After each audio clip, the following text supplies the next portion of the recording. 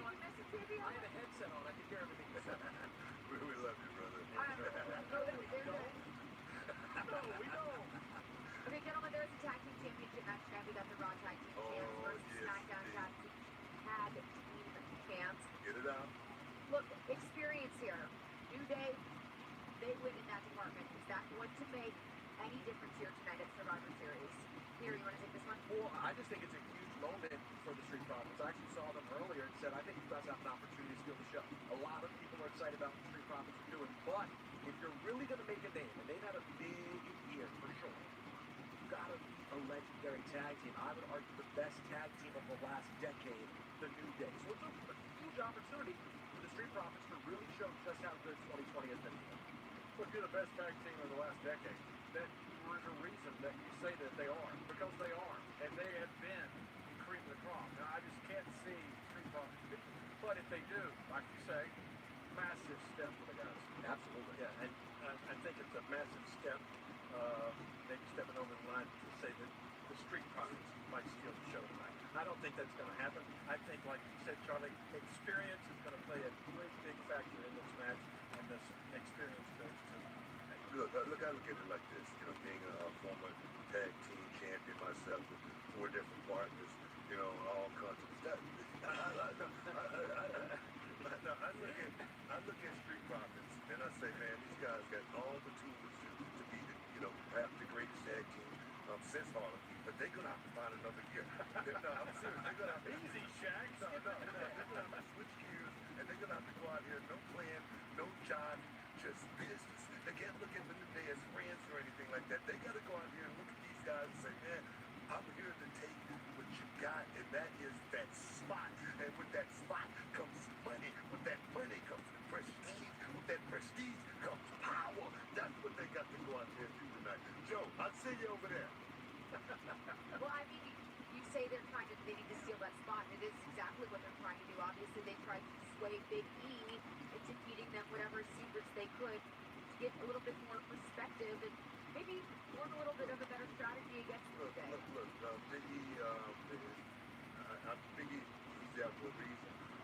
He's definitely that third eye. You can't trust anybody. Like I say, the Street Profits got to go out tonight and serve business. They got to spray what they call it, the smoke there. And look, I agree. You're trying to get Big E to give you some secrets on that. It's like trying to get your brother Stevie Ray to give you a secret. Or get Ron Simmons to give one on me. It's just not simply going to happen. They should have known better than that. The Street Profits, I agree with you. They need to quit worrying about all the traffic. They need to quit worrying about being entertaining, and they need to win in that ring. That is legacy, and that is history. I mean, look at me. Look, I've been working, like I said, I've been tag team championship. You got to go. At the end of the day, it's about the legacy that you leave in the business. I'm just saying. All right, gentlemen, well, we are counting down minutes until Survivor Series. We have some legends in the house this evening. Rikishi here, not only probably here for the Undertaker's final farewell, but also talking a little strategy with Jay Uso, who's getting ready for that 5-on-5 Survivor Series match. A lot going on here at the Thunderdome. Yeah. You know, I say let's switch over to Bobby Lashley and Sami Zayn. Let's switch those gears. Gentlemen, what are your thoughts as we approach this match here tonight? United States Champion versus Intercontinental Champion. Raw versus SmackDown. Bobby Lashley versus Sami Zayn. This is Bobby Lashley getting a chip in the game.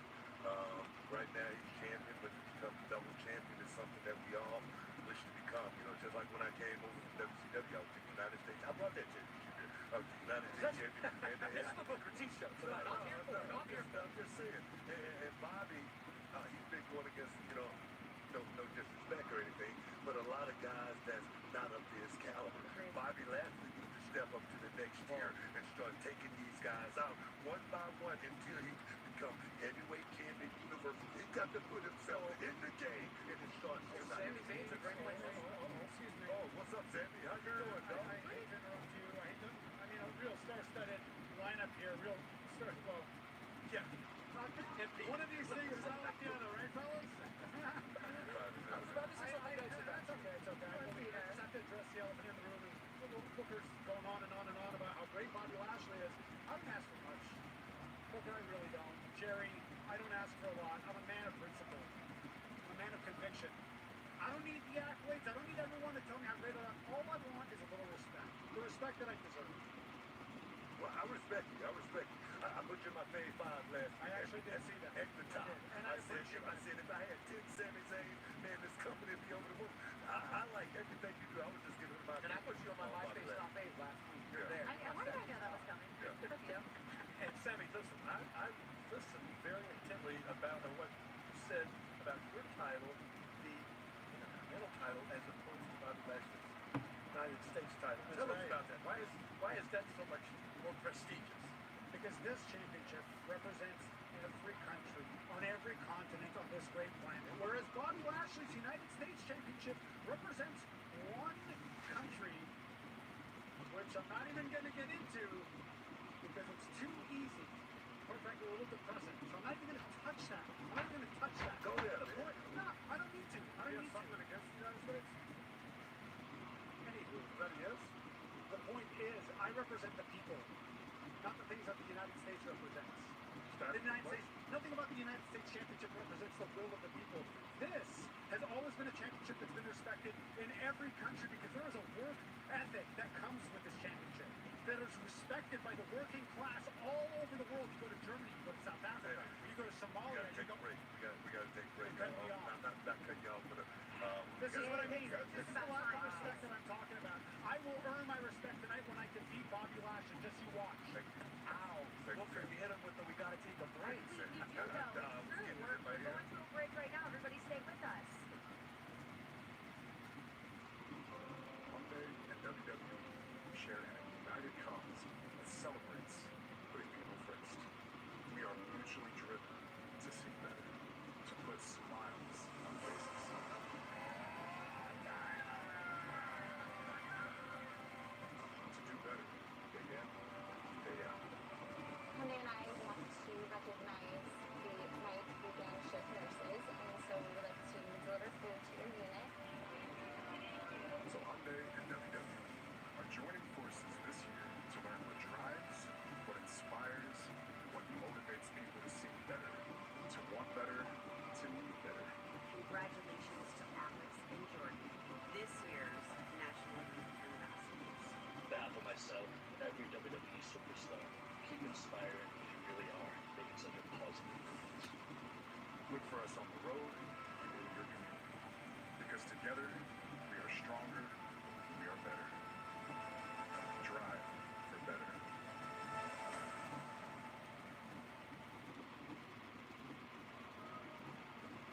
All right, one of the matches we're all looking forward to, that men's Survivor Series elimination match. Just for a little recap for everybody, Team SmackDown consisting of Seth Rollins, King Corbin, Kevin Owens, Jey Uso, and Otis. Then we have Team Raw, Braun Strowman, Keith Lee, Sheamus, Riddle, and of course the self-proclaimed captain, AJ Styles. I want to talk about this whole captain thing because it seems to be ruffling some. We're about to take a shot in the dark as we'll bid farewell to The Undertaker tonight at WWE Survivor Series. Thank you for tuning in and watching my WWE Survivor Series live reactions play live right here on YouTube.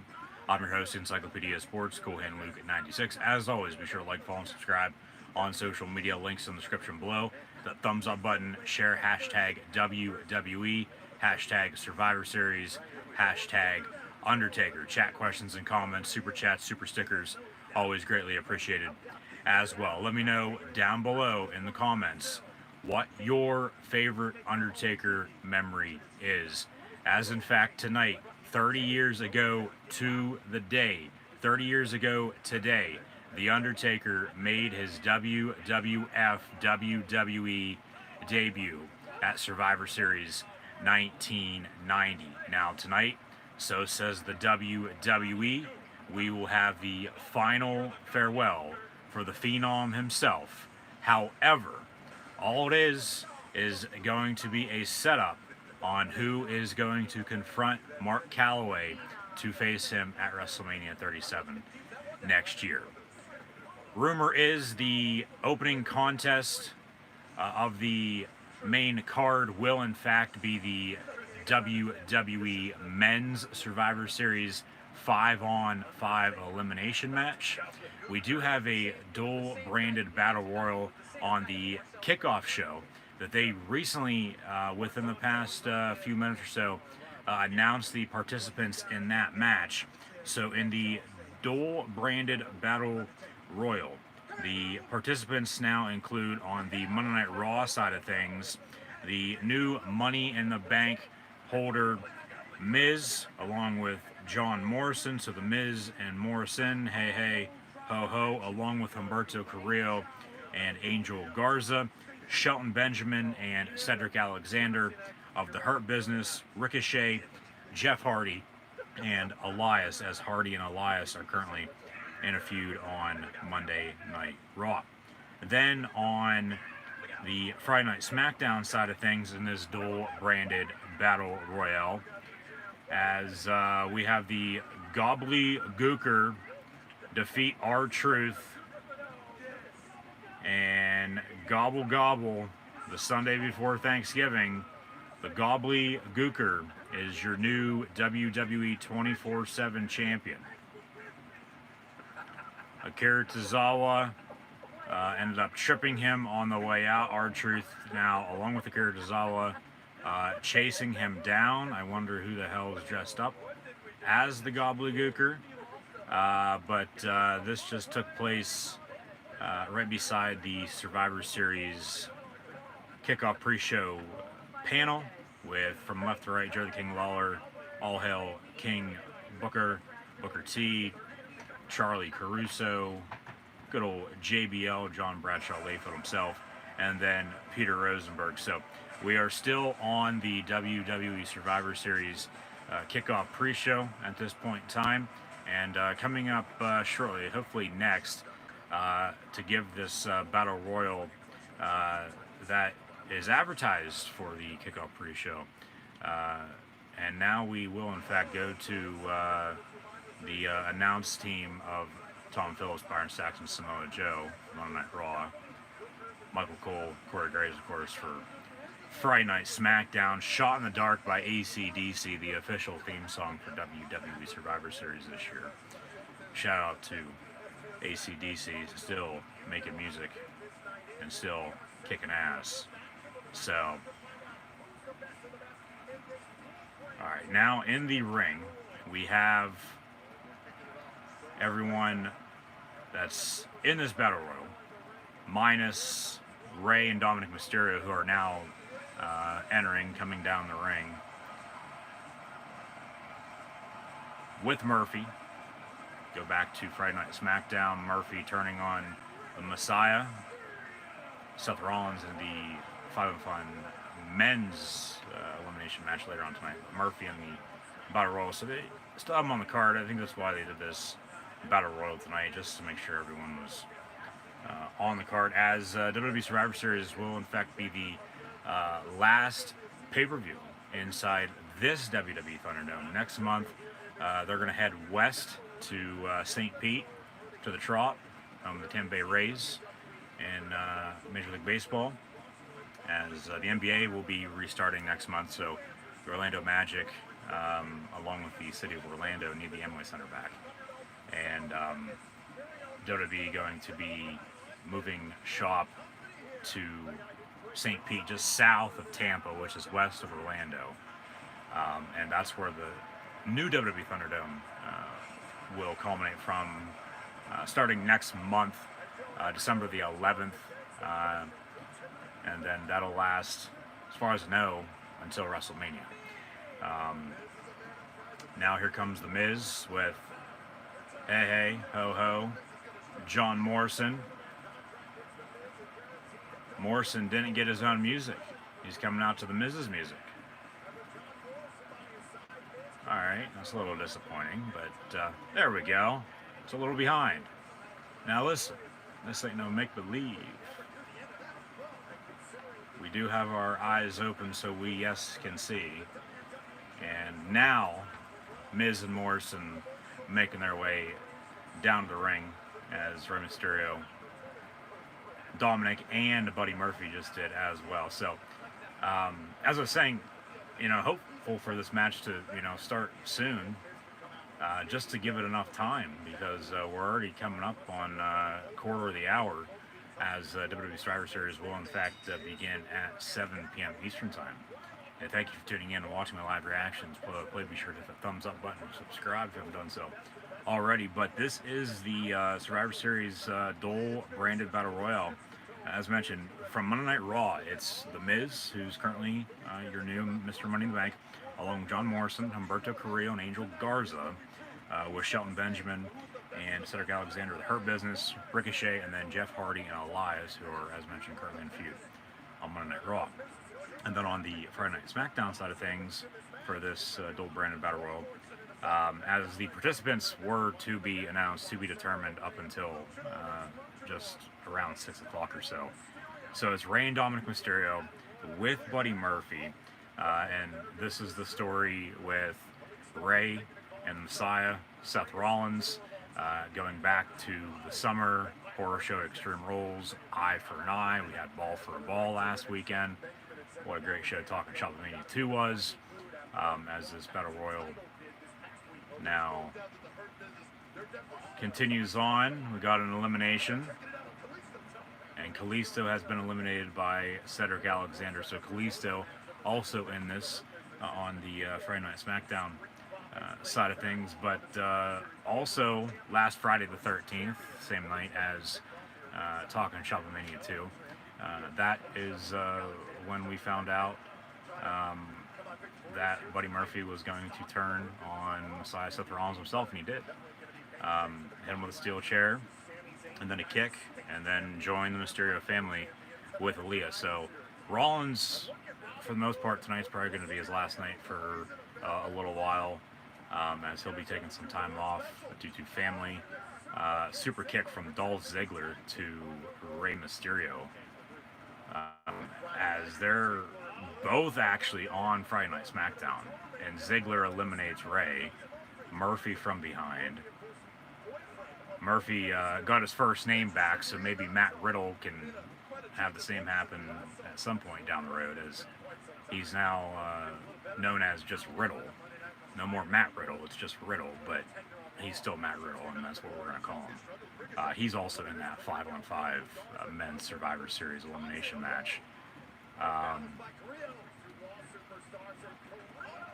We got Humberto Carrillo and Angel Garza eliminating each other. And Miz and Morrison Garza eliminated Carrillo. Garza's still in this. Miz and Morrison wearing their red Monday Night Raw shirts. Garza now officially eliminated by the Hurt Business of Shelton Benjamin and Cedric Alexander. Bobby Lashley versus Sami Zayn a little bit later on. A non-title match, of course. So let's see if MVP's by his side during that with Shelton and Cedric in this match. But we also in this have Chad Gable, who also went back to his original name. So they're switching names up once again. It's honestly whatever the hell they feel like at that point in time is what they're going to go with moving forward, and then if they feel like changing it, well, we'll change it when we get to it. So Bobby Roode, Robert Roode, another example there. He's in this with Dolph Ziggler, and then Shinsuke Nakamura and Apollo Crews as well from Friday Night SmackDown. But I have a feeling Buddy Murphy's going to win this, just because as Ricochet eliminates Cedric Alexander, they've had some beef as of late. Shelton with a big running knee through the ropes eliminates Ricochet, and then Apollo from behind eliminates Shelton Benjamin. But with the story with Rey and Seth, and then of course Buddy Murphy, the disciple, turning on the Messiah finally, which was a good thing. Boosts his potential moving forward, especially with Rollins going to be taking some time off, as mentioned. Murphy hanging on by a thread, but just joining the Mysterio family. I just have a good, strong feeling that for some reason Buddy Murphy is going to end up winning this, because honestly, nobody else really needs it, because Roode and Ziggler are tag teaming with everyone that's left. Nakamura's with Cesaro, but Cesaro's banged up for some reason. Murphy actually just got eliminated, so never mind. Maybe Dominic Mysterio is going to win. Dom just eliminated Bobby Roode. Dolph Ziggler now trying to eliminate Dominic Mysterio. Maybe Chad Gable wins it. It would help out Miz, but he already has Money in the Bank, so pointless there to have him win this as well. He's fighting Nakamura in the corner. Doesn't look like they're really doing anything. Jeff Hardy's still in this. There's Apollo. Because you have Hardy with Elias about 15 minutes away from the top of the hour. So maybe Chad Gable.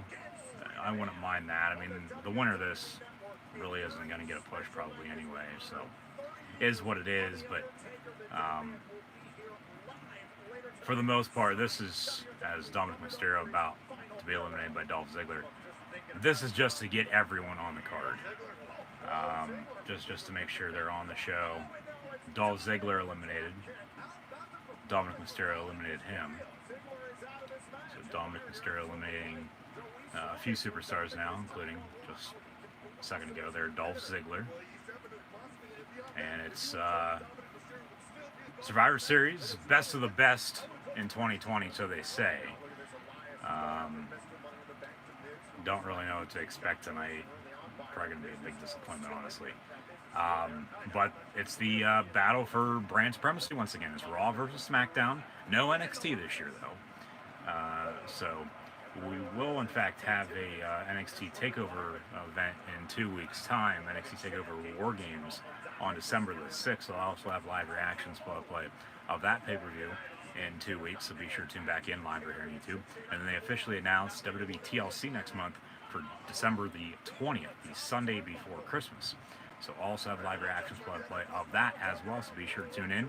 And thank you for tuning in tonight for WWE Survivor Series. But NXT TakeOver War Games in 2 weeks, and then WWE TLC in a month, all live right here on YouTube. Maybe they give it to Nakamura.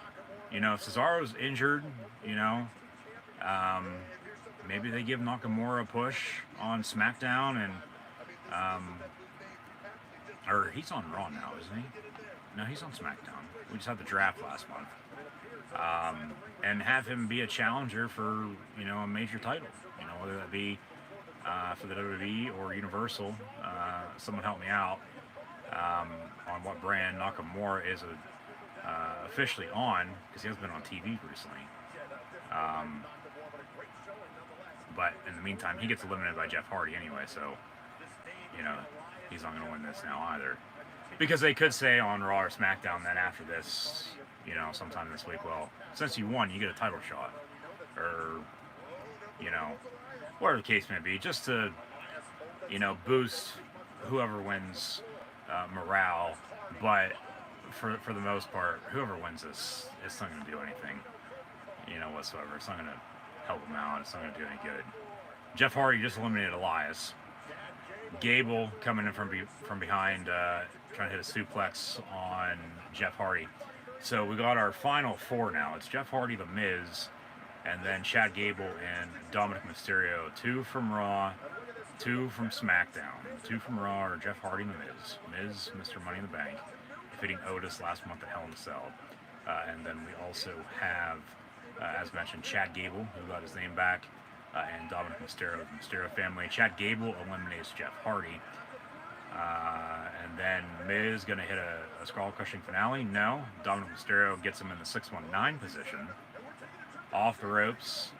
But then a big boot from The Miz. And then a big boot from The Miz as well, after he just hit one on Dominic Mysterio to Chad Gable.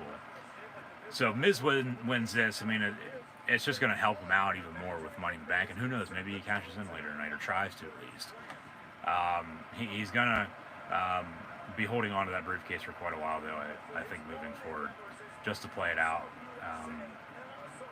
Have him inserted into the perfect storyline then, you know, when the time's right.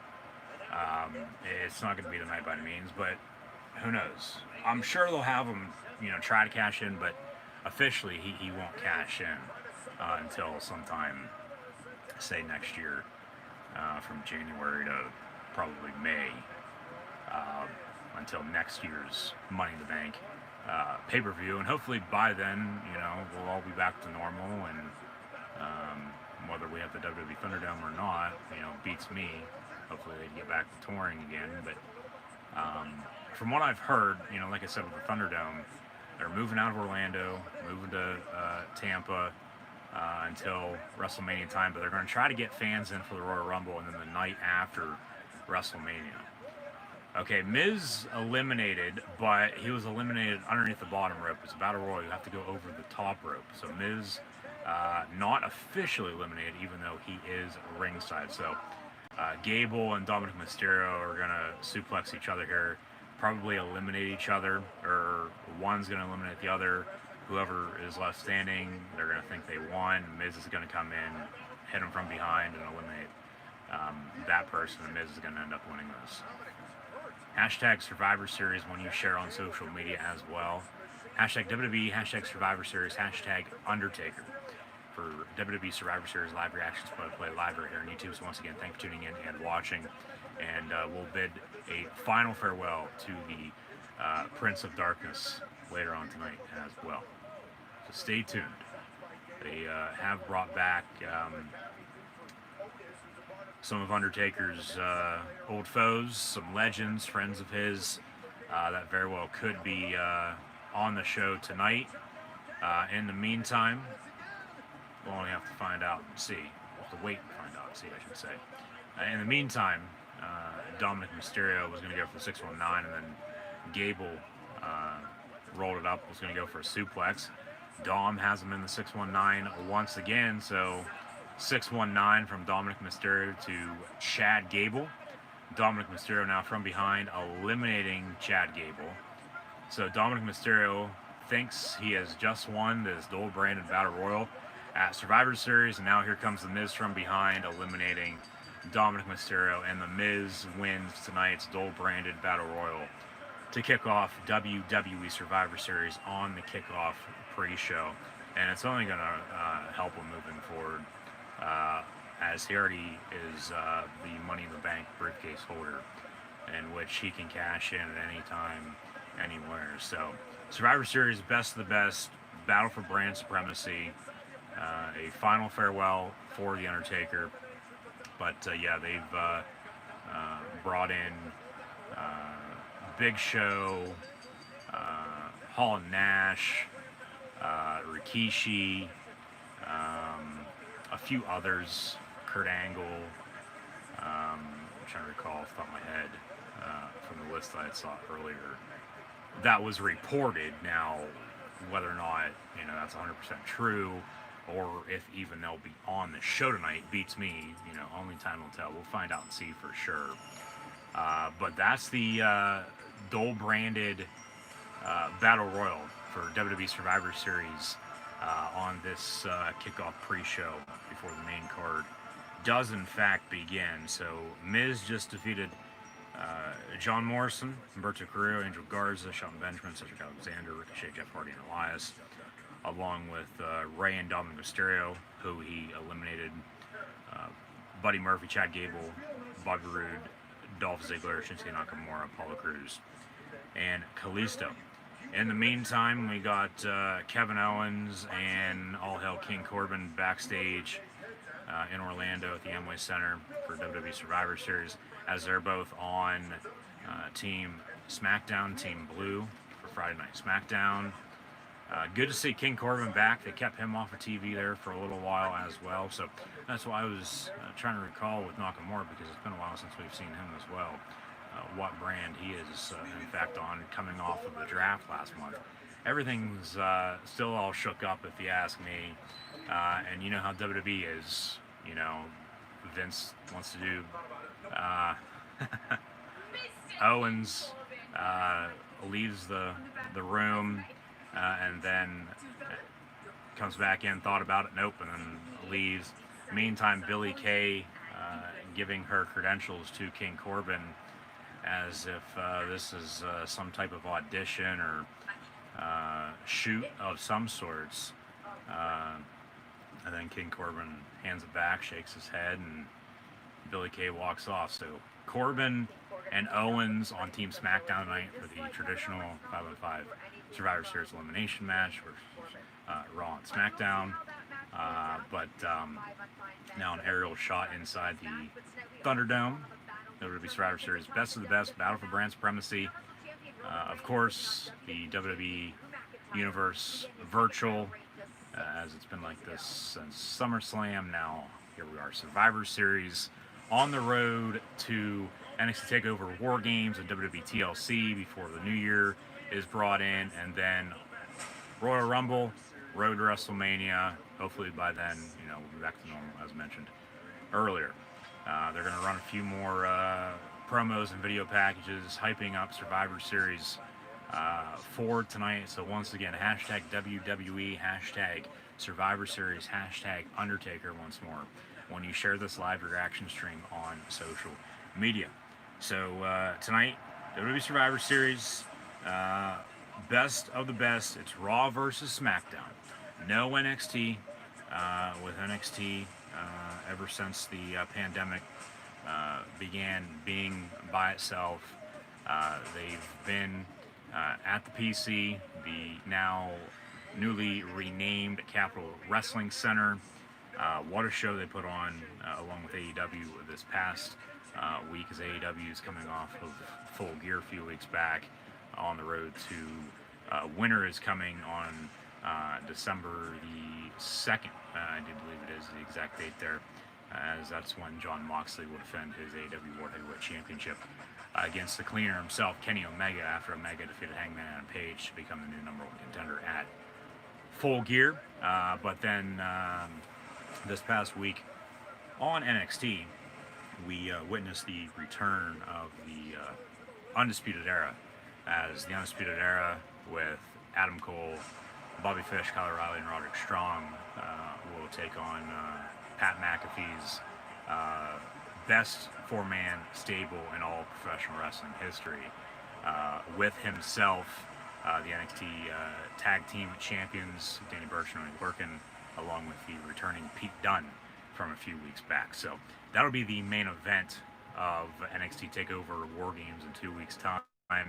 And then we'll have a women's War Games match as well that is still building. But tonight, WWE Survivor Series, as mentioned, we will bid farewell once again to The Undertaker for a final time. However, it's just going to be who's going to come out and confront The Undertaker to set up a WrestleMania match next year at Mania. However, also tonight, we have actually two 5-on-5 Survivor Series elimination matches, one men's and one women's. We'll start with the women's because then we also have the Raw and SmackDown Women's Champions squaring off tonight as well with Asuka and Sasha Banks. So Team Raw for the women in the 5-on-5 Survivor Series elimination match, we got Nia Jax and Shayna Baszler, along with Lana, with Lacey Evans and Peyton Royce as well, who are in fact replacing Dana Brooke and Mandy Rose after they were pulled due to injury. And then on SmackDown for the Women's Survivor Series elimination match, we got Bianca Belair, Ruby Riott, Liv Morgan, Bayley, and Natalya. And the same thing goes for the men, for what I'm about to say. Nobody honestly really knows who the respective team captains are for both Raw and SmackDown on both men's and women's side of things. But for Team Raw, you would think it's Nia Jax and Shayna Baszler. And then also for SmackDown, it's been back and forth with Bianca Belair, Bayley, and Natalya. But honestly, really don't know who's going to be winning this match, nor do I really care. All I do know is that Lana is going to be going through a table tonight at Survivor Series. As mentioned, it'll be Asuka and Sasha Banks as well in a non-title champion versus champion match, as Asuka, your Raw Women's Champion, will take on Sasha Banks, your SmackDown Women's Champion. That's the thing with Survivor Series. It's pointless. It doesn't do anything. Storyline-wise, moving forward, unless they set something up, of course, during the match or have an interference of some sorts. But we got Asuka and Sasha, Raw Women's Champion versus SmackDown Women's Champion. The tag team division will be put on notice tonight as well. It'll be the New Day up against the Street Profits. New Day, your new Raw tag team champions, taking on your new SmackDown tag team champions, the Street Profits. Remember, during the draft, with them swapping brands, they literally just switched championship tag team titles. So New Day versus the Street Profits. We'll also get our United States champion, the Almighty One himself, Bobby Lashley, taking on our Intercontinental champion and Sami Zayn. And then with Team Raw and Team SmackDown on the men's side of things for the 5-on-5 Survivor Series elimination match, it'll be AJ Styles, Keith Lee, along with Sheamus, Braun Strowman, and Matt Riddle taking on Kevin Owens, Jey Uso, King Corbin, the Messiah himself, Seth frickin' Rollins, Mr. Nickname as I like to call him, and Otis from Team SmackDown. So that's Team Raw versus Team SmackDown. We also have Drew McIntyre and Roman Reigns as well, the Scottish Psychopath versus the Big Dog, the new Tribal Chief himself, as that'll be a WWE Championship, Universal Championship non-title bout, as McIntyre and Reigns will square off. Does Miz cash in his Money in the Bank? Doubt it. He'll tease it, but won't, as mentioned earlier. And then with Drew McIntyre just becoming WWE Champion once again this past Monday night, as it was supposed to be Randy Orton and Roman Reigns tonight at Survivor Series. But McIntyre defeated Orton in the main event of Raw last week. It's now Drew McIntyre versus Roman Reigns in a non-title WWE Universal Championship title bout tonight at Survivor Series. And in the meantime, Shot in the Dark by AC/DC. Don't own any rights by any means to the music. But our opening video package for WWE Survivor Series this evening, best of the best before we bid farewell to The Undertaker.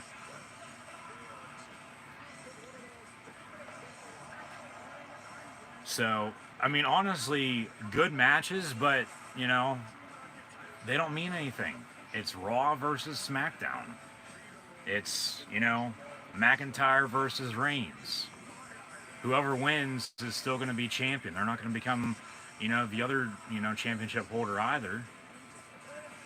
And, you know, the 5-on-5 Survivor Series elimination matches, you know, all it is, you know, they all have beef.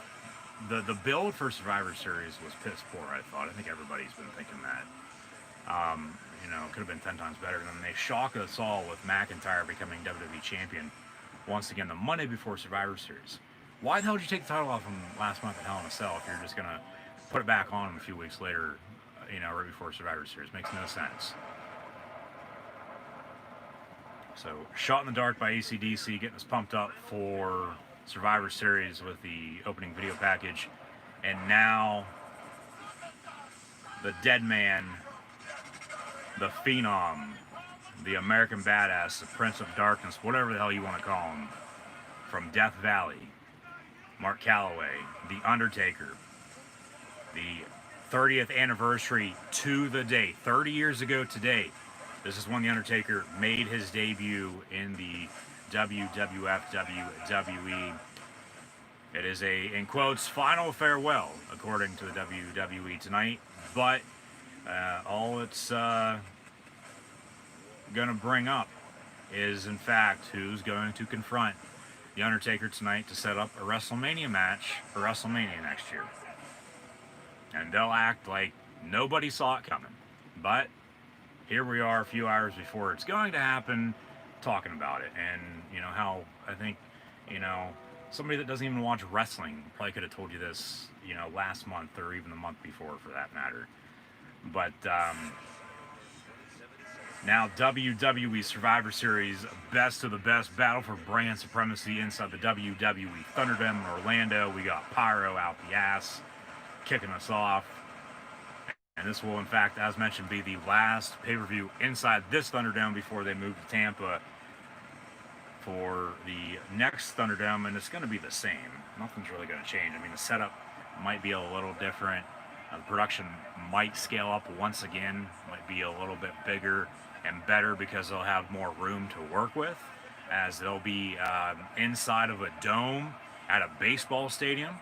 And we've seen what they've, tried to do with Royal Rumbles over the past few years inside stadiums. So, and they've been doing WrestleManias at football stadiums for how long now too. So, we will in fact kick things off with the men's 5-on-5 Survivor Series elimination match.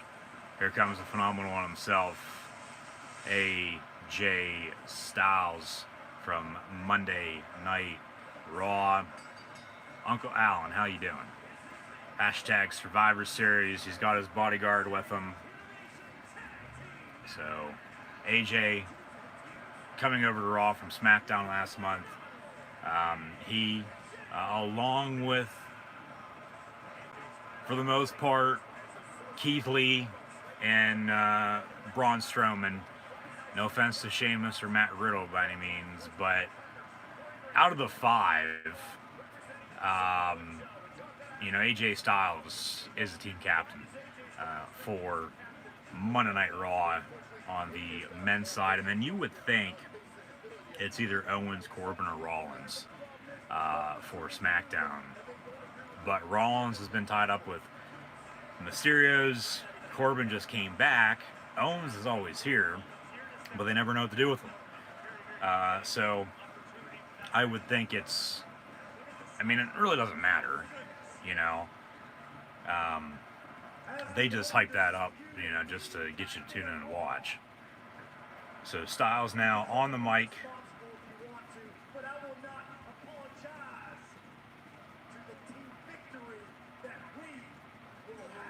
Okay, here comes Riddle, Matt Riddle.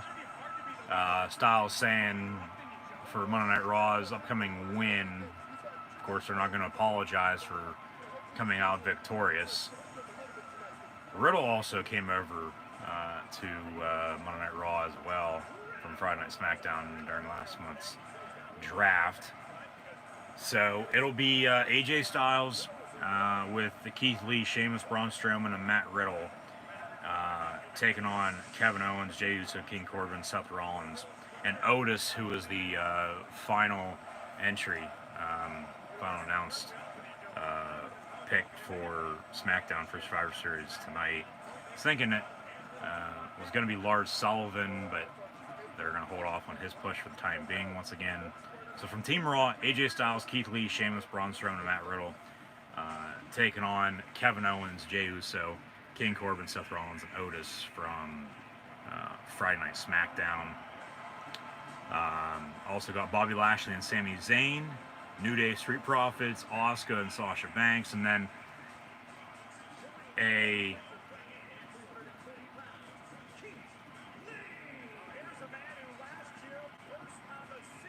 did they literally just bring back Keith Lee's music? Or is this new music once again for him?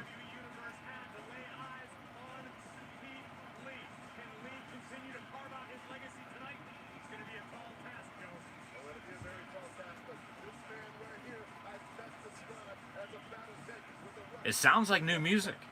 It honestly does. So Keith Lee with a third entrance music theme song in the past as many months, honestly. Now the Strowman Express. Here comes Braun Strowman. So yeah, I'm pretty sure Keith Lee just got new entrance music again. Could be mistaken, but so it sounded like. If anybody wishes to chime in and let me know in the comments. But nonetheless, we'll also have a women's match like this as well later on. That'll probably kill main event, honestly. Or Asuka Sasha will. They'll have a women's match kill main event just for the hell of it. But it's your traditional Survivor Series 5-on-5 elimination match. 5 from Raw, 5 from SmackDown. Of course, back and forth until we have a clear-cut winner. No NXT this year, which is a little bit of a disappointment, but is what it is. So we'll see how everything shakes out, but then the main event's going to be Drew McIntyre and Roman Reigns. It'll be the chosen one, the Scottish psychopath, new Scottish warrior, as they're calling him, which, come on, can't think of anything better, or can't call him what you've been calling him for how long, but now you want to change it? Like, give me a break. It'll be Drew McIntyre as your WWE champion, taking on the big dog tribal chief Roman Reigns as your Universal Champion in a non-title championship match. Once again, Randy Orton potentially interfering in that just because of, you know, McIntyre beating him last Monday night on Raw for the title. Maybe even the Fiend Bray Wyatt with Alexa Bliss making an appearance tonight as well. Maybe they set up Fiend and Taker for Mania, as I said during WrestleMania this past year. That come next March, April, next spring, 2021 for WrestleMania 37. That who knows where the hell it's going to be at, or if it'll be Thunderdome, or if people will be able to attend, or whatever the case may be. That we need to have the Fiend, Bray Wyatt, retire the Undertaker and be done with it. But we'll see what happens tonight, because it's honestly who's going to confront the dead man for WrestleMania. It could be the Fiend Bray Wyatt. You know, it could be, you know, somebody returning to the company that we haven't seen in quite a while, or it also could be somebody returning from injury, or who knows. You know, they're keeping it quiet, and that's going to be the fun part about it. But at the same time, once the show ends tonight, unless it's really, really good, it's going to be a big disappointment, and that's just how it is and how it's going to be. Now here comes the prize fighter.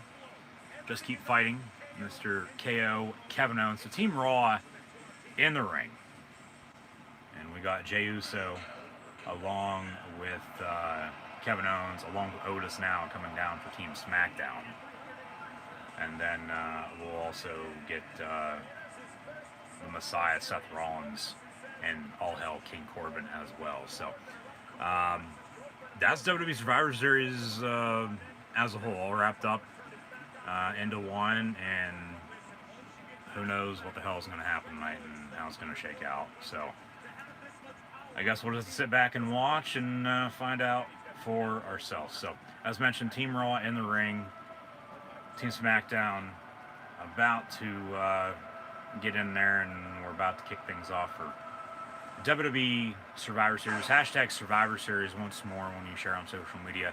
Thank you for tuning in and watching. Be sure to like, follow, and subscribe. Links in the description below.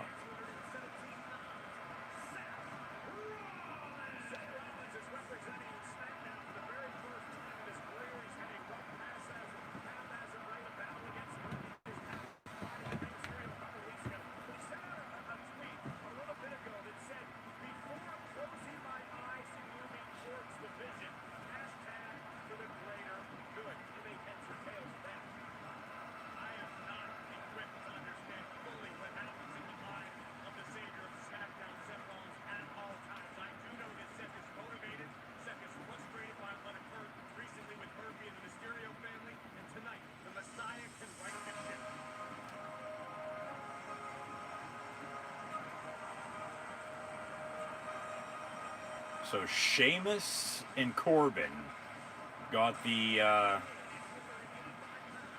final entrances for this traditional 5-on-5 Survivor Series elimination match. Hopefully they give Corbin a push. Like I said, he was off of TV there for quite a while. He's on SmackDown, of course.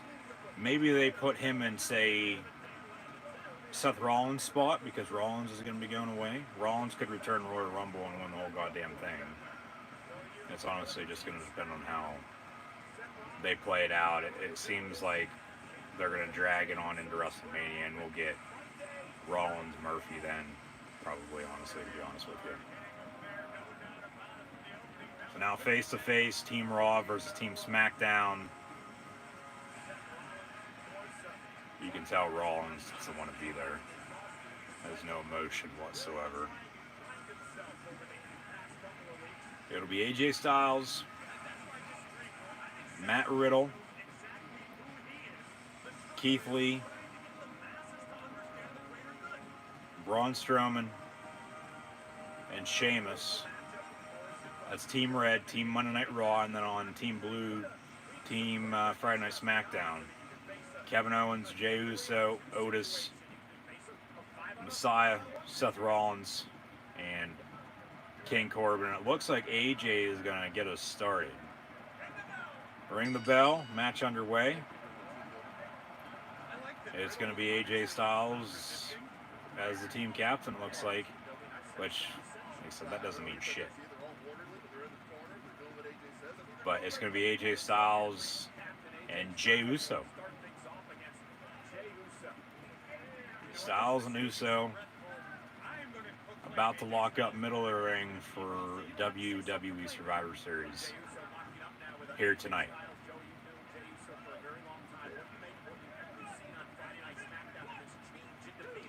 It's USA versus Fox. That could be a reason why, you know, it's not, but, you know, NXT's not involved. But if they were involved, what I'm getting at is I don't think they would have the USA and Fox logos on the back of the t-shirts. Just because if they're saying it's Raw versus SmackDown, USA versus Fox, well, NXT is also on USA, except it's just on Wednesday nights. So that wouldn't make any sense to have, you know, that on the back of the t-shirts as well. But nice big drop kick there from AJ.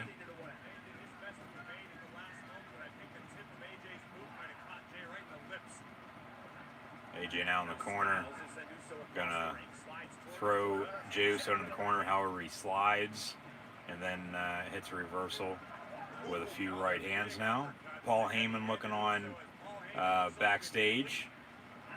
AJ gonna go for a suplex, no. Kick, and then the Pele misses from AJ, and then a quick roll up from Jey Uso, 1, 2. Kick out by AJ Styles. If it's 1, 2, 3 or a submission of some sorts, pinfall or submission. How was that a Samoan drop? That was more of a neck breaker than anything for AJ on Uso, but okay, they do show the replay. King Corbin tags in. I mean, the Uso did reverse it a little bit, but it looked more like, in real time, a bad neck breaker by AJ to Jey Uso, but that was in between the Samoan drop being executed. So King Corbin tagged in. He's legal. It's Corbin versus Styles, but it's pinfall or submission. And then if you get eliminated, you're done. Your team's down a member. You know, so we could get to a point, you know, it's obviously 5-5 right now, but Otis tags in. It's Otis versus AJ Styles. AJ moves out of the way. AJ makes a tag. Here comes Matt Riddle. It's Matt Riddle and Otis in the middle of the ring. Headlock on Otis. Riddle off the ropes. Shoulder tackle from Otis, who dropped his Money in the Bank. They don't know what to do with him because there is nothing to do with him because he's not that good. And, I mean, they should have known that. We could have, and we did tell you, you know, that then. But, of course, they had him win Money in the Bank, which made no sense, and they have him lose the contract, you know, to The Miz, which, don't get me wrong, it's 10 times better. Because Otis cashes in, he's not going to win. He can't cash in now, though, because he doesn't even hold the damn briefcase. But, no, we could get to a point where it's, you know, 5-5 as it is now, or even, you know, 5-4, 5-3, 4-3, 3-3, you know, 3-1, you know, somebody having to, you know, fight back, and then, you know, it might just be a little too late. You know, they end up lasting until, you know, the end, taking out 2 of the other 3 members, and then oh, they could win, yeah, don't get me wrong, but then they lose to whoever the final participant is on the other side of things. Kevin Owens now tagged in. He's legal. He's going for a few leg drops, knees, foot stomps, trying to roll the ankle of Matt Riddle. Hits a headbutt, and Riddle doesn't wear any shoes, so that's why Owens is working the feet. Must have a foot fetish going on right now of Matt Riddle tonight at Survivor Series. Rollins, he's been the only one that hasn't tagged in on SmackDown until now. Owens going to tag in Rollins, and it's going to be Rollins and Sheamus, it looks like, here for Survivor Series.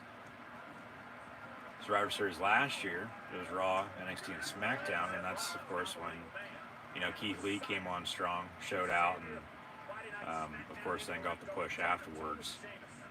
That has propelled him to the main roster after SummerSlam weekend, but it's now Sheamus for Team Raw and Seth Rollins for Team SmackDown. Rollins looks back, looks to make a tag.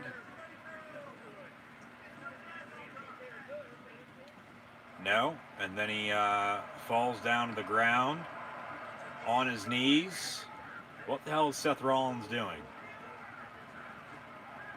Hit me with a brogue kick, pin me, 1, 2, 3.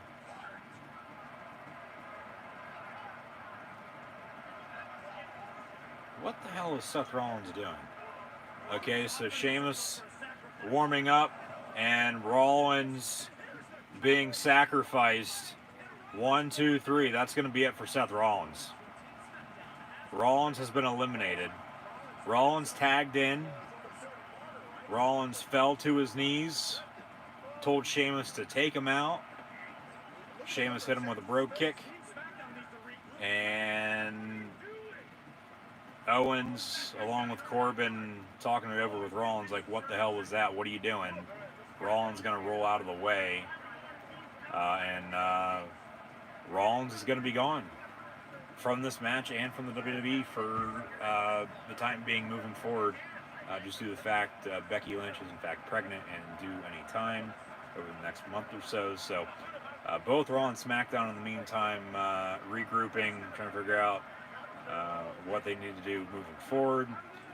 So Strowman going to tag in, and now Strowman legal. He's going to do what he does ringside, and you know, that's hit a few running shoulder tackles. He actually takes out all of Team SmackDown into the barricade and then rolls Corbin into the middle of the ring. So on Team Raw, it's still AJ Styles, Keith Lee, Matt Riddle, and Sheamus, along with Braun Strowman, who's legal.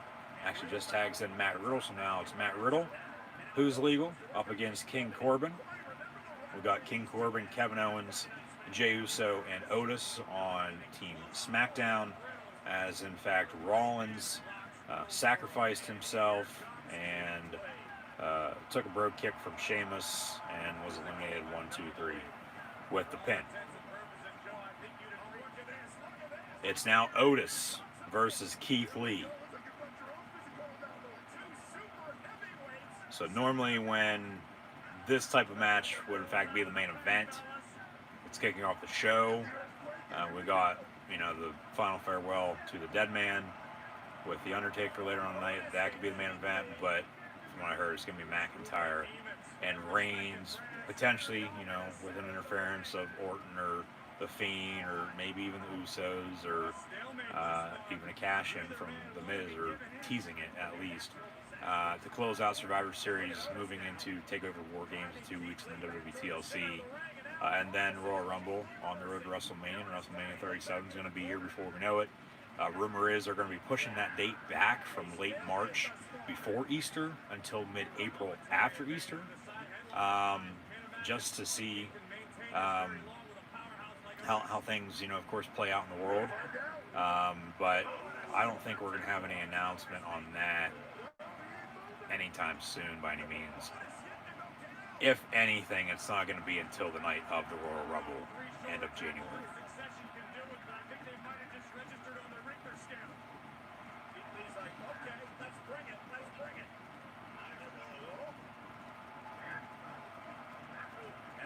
Keith Lee and Otis.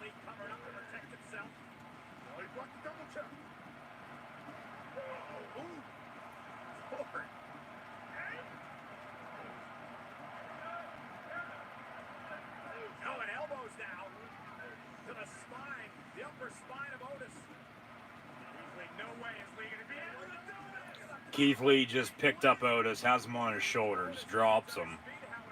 Otis going to try to pick up Keith Lee and power slam him. I don't think so. Keith Lee with a big left hand.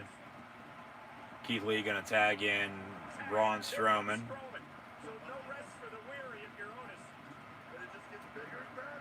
And then Otis just got taken out by Braun Strowman with a big right hand. Still in the match, of course. Strowman with a headbutt. This is actually today's question of the day poll on Facebook and Twitter as well, so be sure to vote. Be sure to like, follow, and subscribe. You can let me know in the comments below as well who you have winning this match, whether it be Monday Night Raw or Friday Night SmackDown. Otis with a right hand. Strowman off the ropes with a drop kick. And then he tags in AJ Styles. When was the last time, if ever, Braun Strowman had a drop kick off the ropes? AJ Styles, a big old smile on his face, strutting around the ring. Otis, though, creating some separation. Otis going to try to make a tag. Here comes Kevin Owens. Kevin Owens legal up against AJ Styles. Owens slipping and sliding over the ring for some reason. Hitting Styles with a few chops and a big clothesline off the ropes.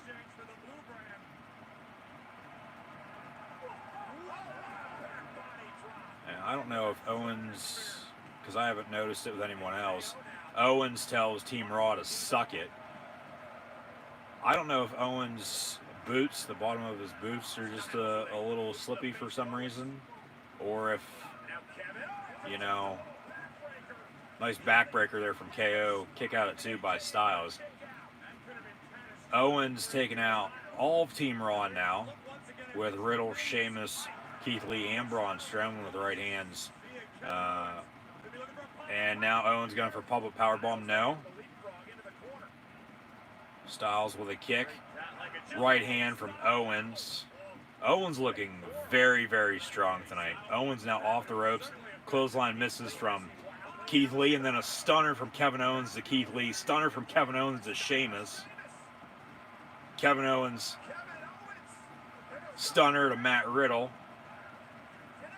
And then AJ Styles off the ropes, as thought, hits the phenomenal forearm off the top rope. 1, 2, 3, taking out Kevin Owens. So Owens looking very, very strong in the process. But then deep 6, end of days from King Corbin to AJ Styles. 1, 2, and then a big breakup from Team Raw.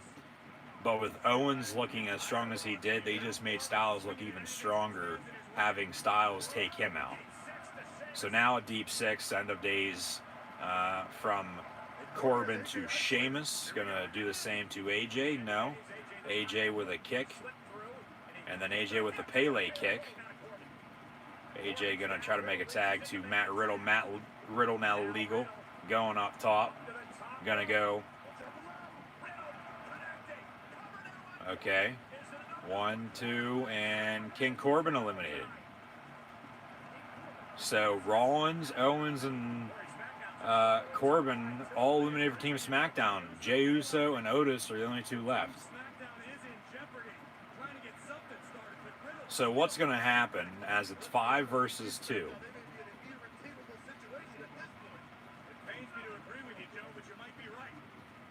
Jey Uso is going to be the last one standing for SmackDown. And they're going to take this on into the tribal chief himself and add it to that story.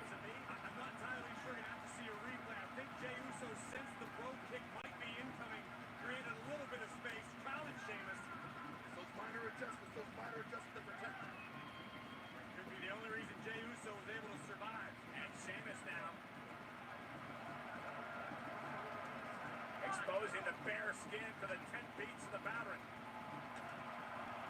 This has got to be humiliating for Jey Uso, knowing that Heyman, knowing that Roman are both keeping a close eye on this matchup. And Roman has talked a number of times about how important this matchup is. Sheamus counting from 1 to 10. But no, Uso's gonna be the last one left for SmackDown. He'll fight back until he can't fight no more, and then Team Raw is gonna end up winning with, you would think, Styles picking up the win for the team, or even Keith Lee for that matter. I don't know. Here comes Otis. Otis tags in.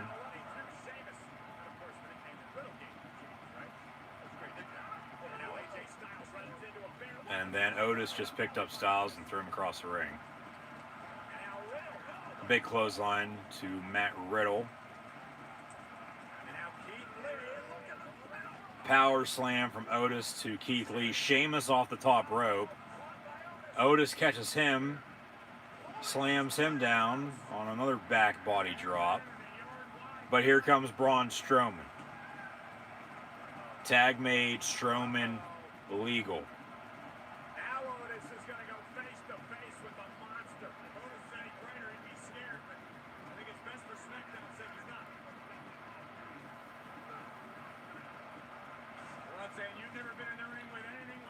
Both Strowman and Otis off the ropes. They're, no, I was going to say maybe a double shoulder tackle.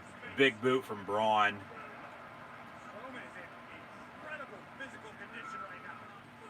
Otis moves out of the way in the corner. Otis going to pick him up, though, and slam him down.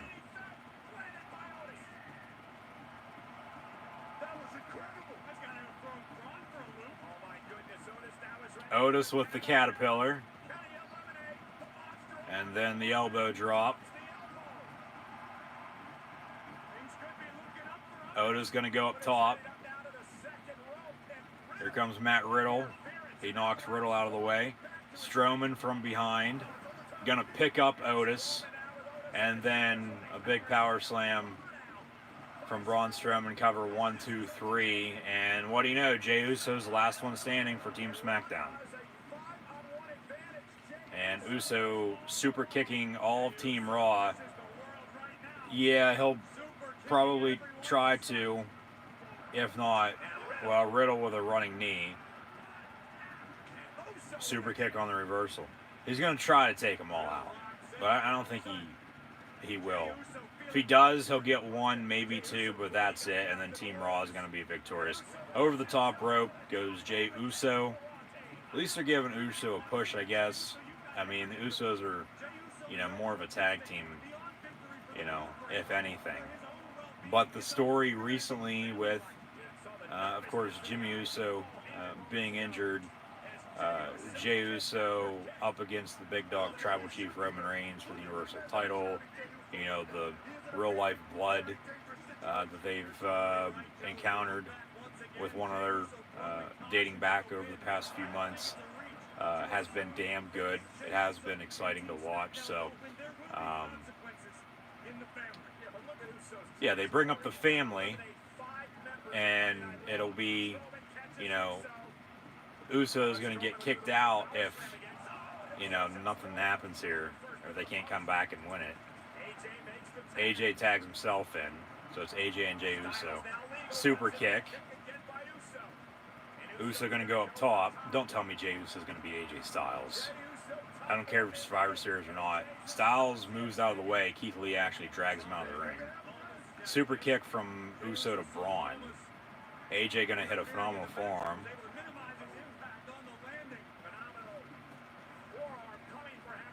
And then a super kick to the top rope. However, Keith Lee tags in. So Keith Lee is legal. Keith Lee is legal. Oh, Keith Lee is going to hit the running shoulder tackle off of... No. Uso off the top rope. Keith Lee catches him, has him on his shoulders. And then a big power bomb from Keith Lee. Cover on Jey Uso. 1, 2, and a 3. Team Raw taking out everyone on Team SmackDown. And Monday Night Raw victorious over Friday Night SmackDown to kick off Survivor Series tonight. Not one single member from Raw was eliminated. AJ Styles, Keith Lee, Matt Riddle, Braun Strowman, Sheamus, none of them were eliminated. A very strong pack. You know, what did I say? Maybe as AJ's bodyguard now gets in the ring too. You know, maybe it's AJ that picks up the final pinfall. Maybe it's Braun. But it ended up being Keith Lee. And you know, I said that to an extent as well. It's a power bomb because it really wasn't doing a whole lot. And here we are. Decent finish. I mean, wasn't bad. I mean, you can see the tag made there. But enough is enough. Just be done with it with the Usos and the blood and the family with Roman Reigns and tying it all together. Like it's getting, even if it is good, it's getting boring. It's getting a little hard to watch. So, of course, until they put Reigns in a situation, I mean, he's already in a good one as it is, but a better situation than he's in, which I don't know how you can get any better than when he's in already. You know, go back to it then, but they need to calm the hell down and quit trying to drag it out and, you know, quit trying to tie in Jey Uso and Jimmy Uso with Roman Reigns, you know, literally any which way they possibly can. Because that's, you know, how this was. You know, Jey Uso was the final member of SmackDown, was, you know, fighting for himself, fighting for SmackDown, fighting for the blood, the family, you know, the Universal Champion, the big dog himself, our Tribal Chief Roman Reigns, you know, wreck everyone and leave, show up and win, all that. And we just saw what Team Raw did. Not a single person was eliminated. They eliminated everyone, one after another, on Friday Night SmackDown, starting with Seth Rollins sacrificing himself. It was then Kevin Owens, followed by Otis, and then, of course, Jey Uso. I believe I'm missing somebody there for some reason, but in the meantime, nonetheless, we're going to move on. It'll be the New Day versus the Street Profits, a non-tag team title match here tonight at Survivor Series. New Day, Street Profits, Raw versus SmackDown. It's the point of Survivor Series. It's pointless.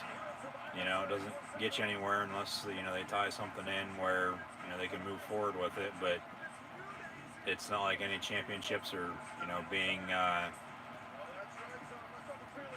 traded. No, you know, championships are being won by, you know, a challenger. Everybody's going to retain their titles, you know, one way or another. It just, I'm not bored. I'm just not that excited for Survivor Series this year. I'm just not, because the build was awful. It wasn't as good. In the meantime, here comes the New Day. They're dressed as they are dressed in the new Gears 5. They are coming down to the ring with Big E, who is on Friday Night SmackDown. So a little bit of a surprise with the New Day coming out with Big E, as he's the one holding the Raw Tag Team titles. But he's going to get involved in this match one way or another, because he's been trying to get in the heads of the Street Profits and Friday Night SmackDown, as if you haven't noticed. But yes, they come out, the New Day, Big E, Kofi Kingston, and Xavier Woods, dressed as they are dressed in the new Gears 5.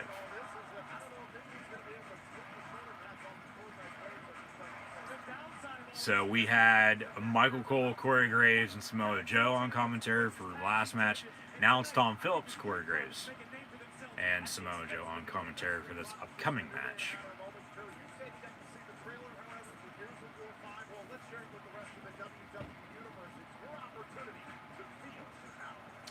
And now we're going to get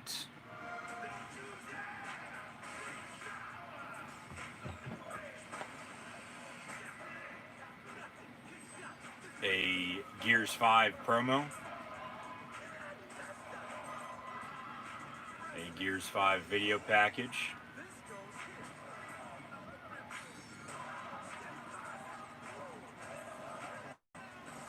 In the meantime, the Packers just tied it up 31 on the road against the Colts after blowing a lead And as we did earlier with the Titans and Ravens, we're going to go to overtime with the Pack and Colt.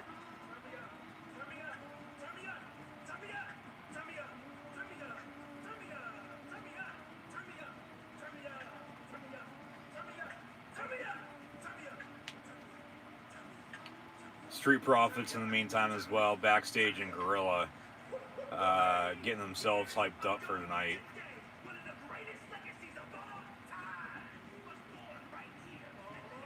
Like, they still consider Survivor Series like a Big 4, Big 5 pay-per-view. It's not what it used to be. You know, it's not the mid-1990s or early 2000s. Like, it just doesn't make any sense. It doesn't.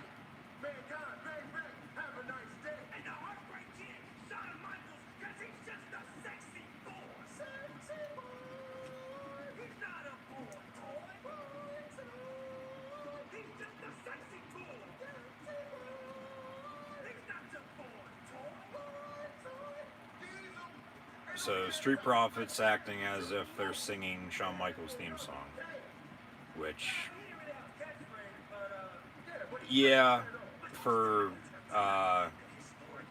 popularity, New Day and Street Profits are the two most popular tag teams in the WWE right now, I would think, and that's probably why they are champions. And we're going to get this, you know, now tonight. I get it's, trying to put together the best matchups you possibly can. The dream matches, if you will, that, we want to get unless it's WrestleMania or a house show that, you're not going to see on TV. So for some reason, the Street Profits are still talking backstage in Gorilla, cutting this promo. This video package, or this promo, excuse me, which will probably get the entrance, and then a video package for some unknown reason afterwards, I don't know. For, the upcoming match, or next match after this. We want the smoke. Yeah, we knew that. That just drug on for way too long. They didn't need to do that. I mean, okay, they did it, but they didn't need to do it for as long as they just did it.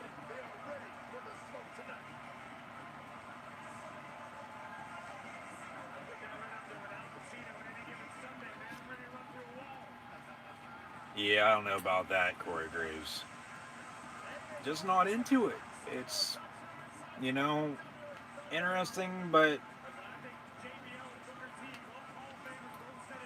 honestly, not that good. I mean, it is, but it isn't, I mean, there's no in between. There's not really a way to explain it. It's just like this match, I'm not going to mind, but like the 5-on-5 that just happened, they took out everyone from SmackDown. Like, are they going to have Strowman and Keith Lee feud for however much longer? Or is it going to be Sheamus and, I don't know.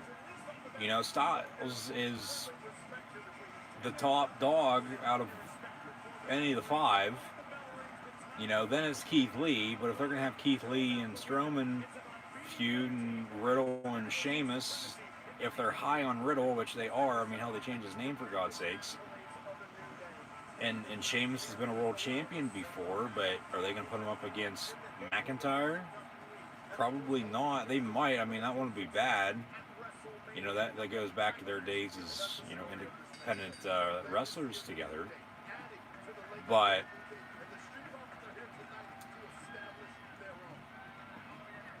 for SmackDown, Rollins is gone. I get that.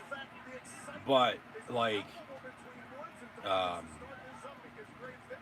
Owens looking as strong as he did, and then Styles eliminating him, which I don't have a problem with that because the way it took place was good.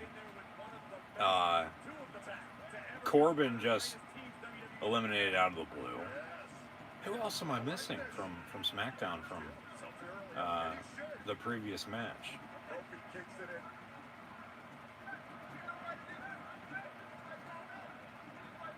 in. Yeah, it was Kevin Owens, Jey Uso, King Corbin, Seth Rollins, and Otis. That's it. Why am I thinking of somebody else? I don't know. But, you know, you have this tag team non-title match in which they have no other good tag teams right now. There's nobody underneath the New Day or the Street Profits on either Raw or SmackDown that are going to be able to challenge and compete and potentially beat, you know, the New Day or the Street Profits for the tag team titles at any point down the road. Like, if only the booking, I go back to the booking, if the booking was 10 times better, it wouldn't be as bad. Like, Survivor Series anymore, honestly, is just an outdated pay-per-view. You think about it. Because it makes no sense. But it'll always be around. It'll always have the championship, you know, matches that aren't for titles. That's what I'm saying. Like, whoever these champions are, they're still going to be champions after tonight. They're not losing them. They're not dropping them. You're not challenging for a title, and you're not going to win. But it's just how Survivor Series has always been. So Street Profits and the New Day. It's Montez Ford and Kofi Kingston tag made. Here comes Angelo Dawkins. New Day, as mentioned, wearing their Gears 5 gear. Big E, I do believe, ringside. Street Profits decked out in all blue as they're on SmackDown. So, trying to, especially they're not going to be wearing the Raw or SmackDown t-shirt, trying to have them color coordinate for what brand they're on, which I get, because you're going to have your, you know, fan that turns in or only tunes in every once in a while and, you know, might know who these people are, might not. But if they're doing that, they're not going to be paying attention to little things. They're just going to be watching the wrestling match. But that's just how they think.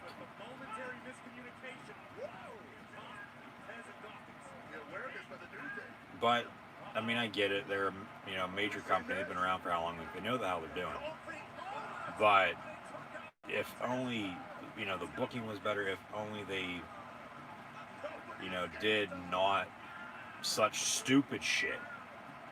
You know, replace good with stupid, and, you know, you got yourself another meme. You know, honestly, it's such good shit. Like, no, it's not. Like, you just had the Gobbly fucking Gooker win the 24/7 title. Like, what the hell? I don't care if he debuted the same night Undertaker did 30 years ago or not. Like, come on. Like, okay, it might be funny, but not really.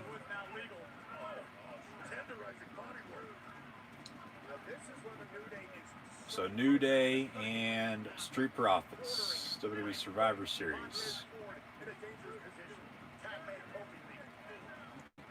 And we got another tag made. Here comes Kofi Kingston. So Kofi up against Montez again. Kofi Kingston and Xavier Woods in the New Day on Raw. Big E on SmackDown by himself, a singles competitor. They haven't done anything with him yet. You know? He's been teasing the Street Profits. You know, maybe he turns on the New Day tonight, you know, aligns himself with the Street Profits. Or maybe he helps out the New Day and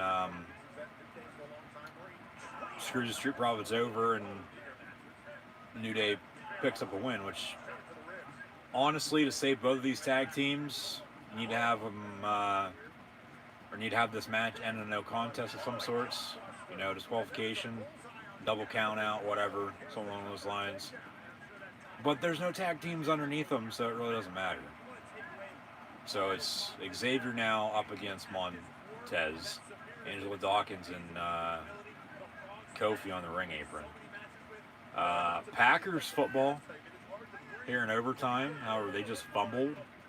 So the Colts now have it 2nd and 10 in field goal range. They score, they win. And they missed a field goal earlier from 50 yards out. Doinked off the front of the upright. So honestly, Shouldn't even really be in overtime right now if he would have made that. Kofi just kicked a red Solo Cup. Slow clap from the truck. So I doubt that any of the fans virtually in the WWE universe are actually clapping right now, and it's coming through. Like, they just want it to make it look like it's good TV. You know, they want it to be as good, as best as possible. Want to make it look as good as it gets. You know, 1, 2, 3, which I get, I understand it. But nobody honestly really cares about all that. Nobody really pays that close attention. Just want good wrestling, good booking. Like, and if you had that, you wouldn't have to worry about all the other little shit. You know? Like, there's just sometimes, you know, point here, point there. It's just so irritating. Like, it's frustrating to watch. It's pathetic. It's like, what the hell are you doing? You know? One of those.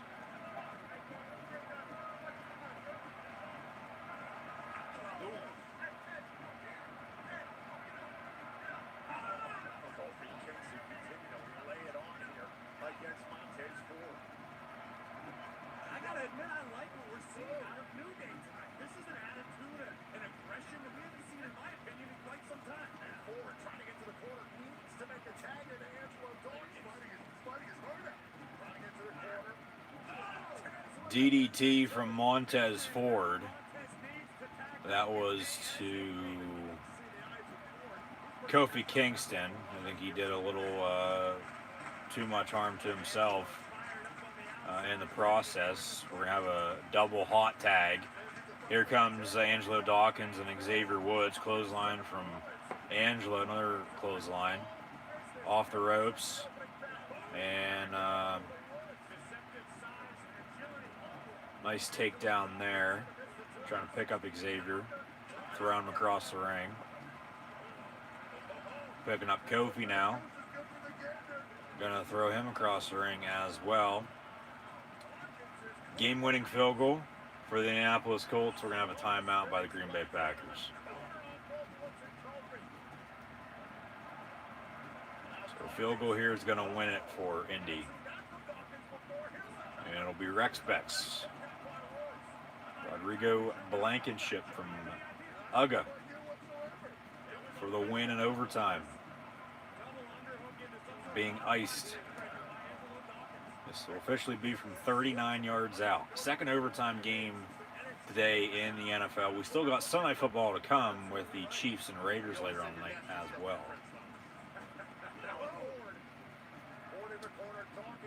For the win.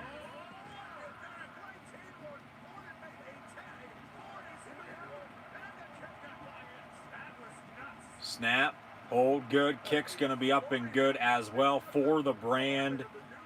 And the Indianapolis Colts defeat Aaron Rodgers and the Green Bay Packers in overtime, 34-31. Both teams at 7-3 now. Indy still in the lead in the AFC South. So both Indy and Tennessee win in overtime today.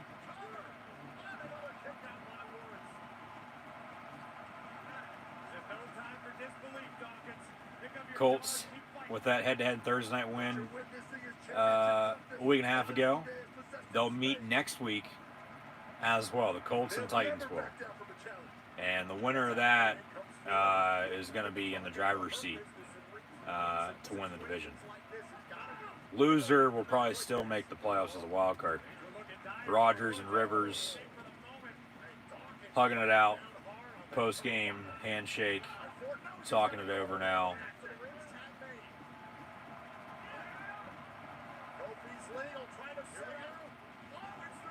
And your crossover AFC NFC matchup from Lucas Oil Stadium in Indianapolis goes to the Colts. These two teams don't really meet a whole lot. So, a good game. It was Green Bay's to lose, and they blew it and they lost. They lost in overtime by 3 on a game-winning field goal. So, Colts with the win in overtime once again, 34-31.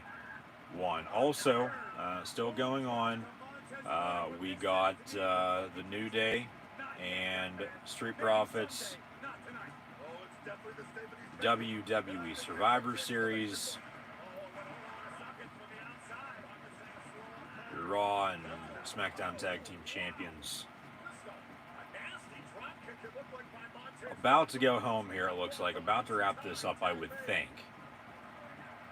But you never know. We'll see.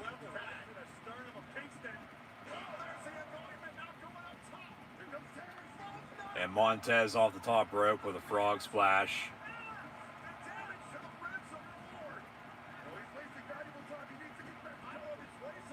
Cover. 1, 2, and Kofi kicks out at 2.5.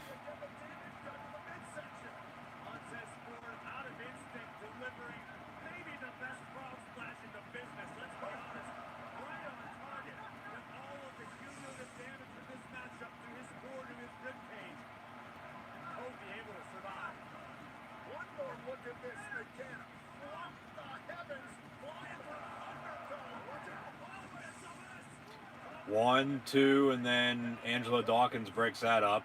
Here comes Xavier now off the top rope with a drop kick taking him out. So Xavier and Angelo Dawkins roll out of the ring. Still, Kofi and Montez Ford, yeah, they're legal. Until now, Xavier just tags in.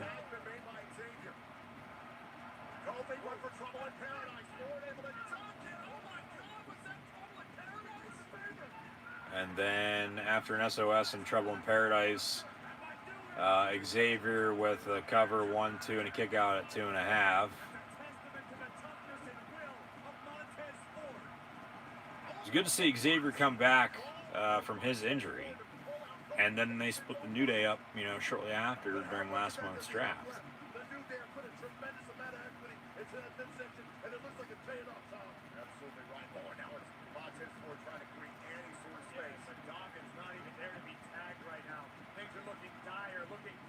Big chop from Xavier.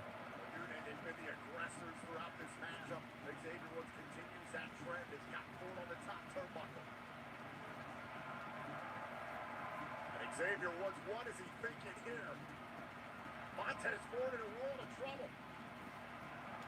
These are the best you have to go to get rid of this. Maybe a vertical superplex off the top rope here with Xavier and Montez. Tag made. Xavier didn't see it. Angelo Dawkins is now legal. Dawkins has Xavier up on his shoulders. Montez off the top rope. And a 1, 2, 3 Street Profits with the win over the New Day here at Survivor Series. After a very big off the top rope neck backbreaker for the blockbuster finish. And okay, so they give the win to the Street Profits. I mean, the loss isn't going to hurt the New Day. If anything, it's just going to make them mad. Maybe they're turning them heel. I wouldn't mind that. Because I could see Xavier coming out tomorrow and just cutting one of those promos that he cuts, and it's, like very mean and aggressive, and, one of those types, and, they turn heel. And the Street Profits, of course, with Big E on SmackDown. Big E not involved in this match whatsoever.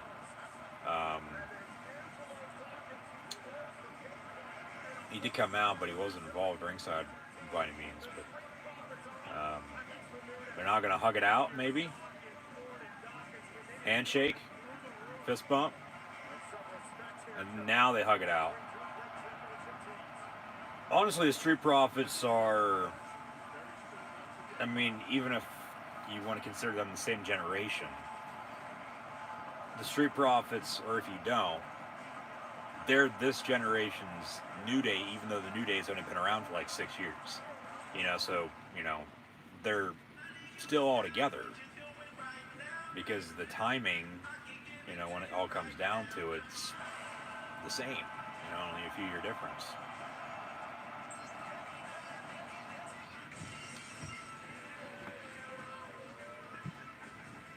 We got a WWE Network promo now.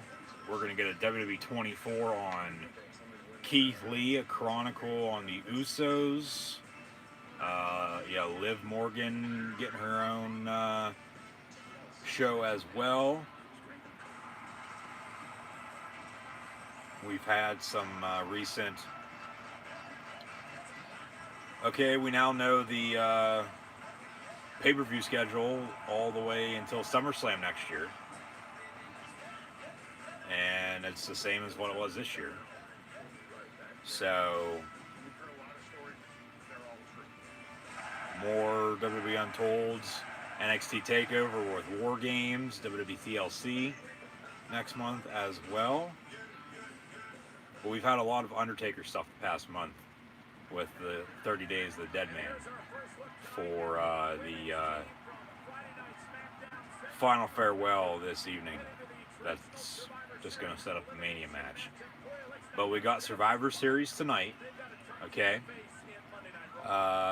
Come next month, it'll be WWE TLC to close out the year as we get we have the Raw and SmackDown women's Survivor Series teams gathering, grouping up, awaiting their match. It'll be Sami Zayn and Bobby Lashley, though, coming up next. Non-championship match, champion versus champion, though. U.S. champ versus IC champ. Bobby Lashley, United States champion versus Sami Zayn, your Intercontinental champion. So it should be a good match. Sammy should win, but knowing them, they'll have Bobby Lashley win. No, but nonetheless, it's Survivor Series tonight. In 2 weeks, it'll be TakeOver War Games. And then TLC next month, Sunday before Christmas. Next year, at the end of January, Royal Rumble, of course. They advertised Super Showdown, but of course we didn't get Crown Jewel, so I don't know if we'll get Super Showdown. Just with everything going on. Then Elimination Chamber, WrestleMania 37, supposed to still be in Hollywood, but that's probably going to change.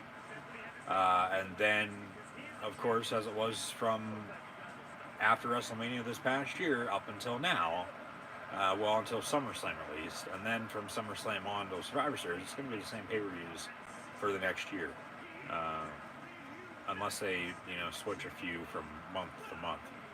But after WrestleMania, it's Money in the Bank, Backlash, Extreme Rules. We'll see if they bring back it as the horror show Extreme Rules or not, but just Extreme Rules for the time being. And then Survivor Series, or SummerSlam, of course, before Clash of Champions, and then Hell in a Cell, and then Survivor Series this time next year, which, before too long, maybe here before we know it. But, like hell, it's already Christmas time. Like 2020, even with everything going on, is absolutely just flown by once again. But nonetheless, they might add in, a few other pay-per-views, more so in the NXT side of things than up on the main roster. We're getting a War Games in December, a few weeks after Survivor Series, so not during Survivor Series weekend. That would have been last night. We could get, as we had Halloween Havoc, TakeOver 30, In Your House, all the takeovers, all the special takeovers that they brought back this year, and put them, on NXT, old, whether they were WWF or WCW pay-per-views, Well, it doesn't matter. They own it. They can do with what they want. And, you know, NXT's, you know, using them. So we could get St. Valentine's Day Massacre in February. Maybe something for WrestleMania weekend. You know, once again, I would think so. Now, whether or not it's going to be Mania weekend or, you know, drag it out a month and have it over, you know, a few week time period on NXT TV, because at that point this time last year, back in the spring, they didn't know what to do yet. So life goes on, you know, like they'll get through it, as we all will, and it's just you got to figure it out and move forward with it.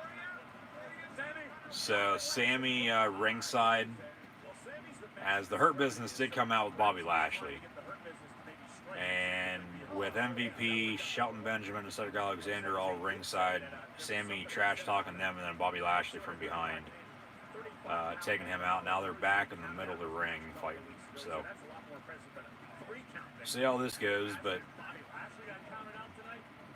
really ain't gonna matter who wins this, you know, because they haven't done anything with Sammy as Intercontinental Champion since he technically re-won the title at Clash of Champions, because then AJ and, you know, Jeff Hardy both went to Raw and he stayed on SmackDown.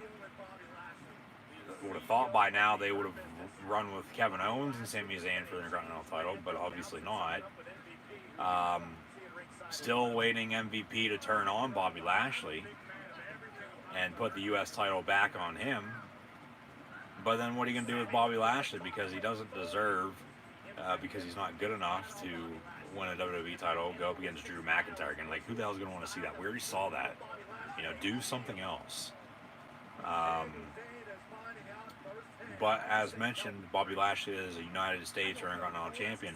I don't mind, because, you know, over time you just get used to it and it is what it is. But they're helping Lashley out because he's also part of the Hurt Business, you know, with MVP, Shelton Benjamin, and Cedric Alexander. Not all the attention's on him. Like, it's on the group as a whole. But then you also have Retribution, who they, for a point there, felt like they were going to do something with them. But no, we're just going to, you know, do, you know, what we do with everyone else, and that's screw them over and, you know, not know how to book them and, you know, ruin everyone involved. So here we are. Whatever they decide to do is what they decide to do anyway, and they're going to do it one way or another, whether we like it or not, because they still know that we're going to sit down and watch it. So here we are once again, watching Survivor Series.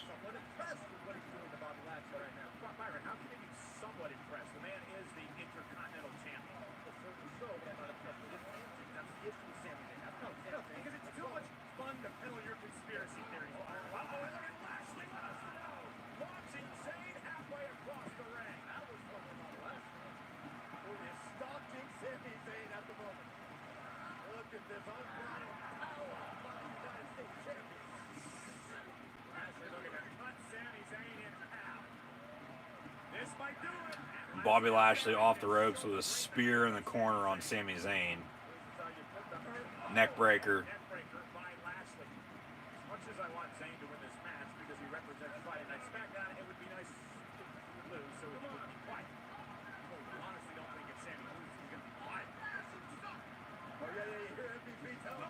Sammy with a big kick.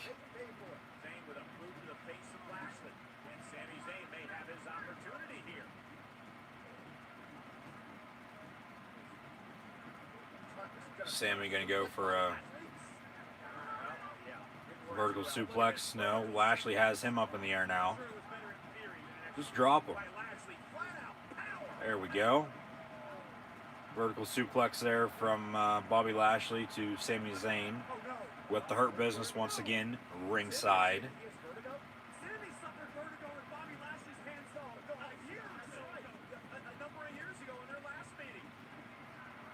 And then Sammy from behind, a quick roll up on Lashley, 1-2, and a kick out.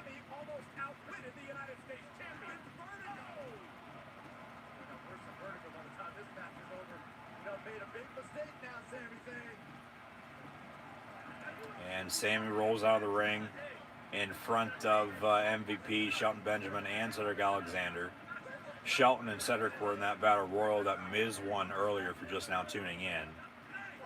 Sammy pushing and shoving. Shelton trying to hold him back. Here comes Lashley from behind once again. Oh, big tough guy. I can do this. I can do that. Driving him into the barricade now. Bobby Lashley is one of the worst. Yes, thank you for your service. He's a veteran, but he is by far one of the worst professional wrestlers of all time. But yet, oh, he's a, big, strong, sweaty guy. We're going to put him in the position he's in, but he's, okay, somewhat all right, but not that good. Yet we know he's not good, yet we still put him in the position he's in for the hell of it to make everyone mad. Sammy just drove Lashley into the steel post.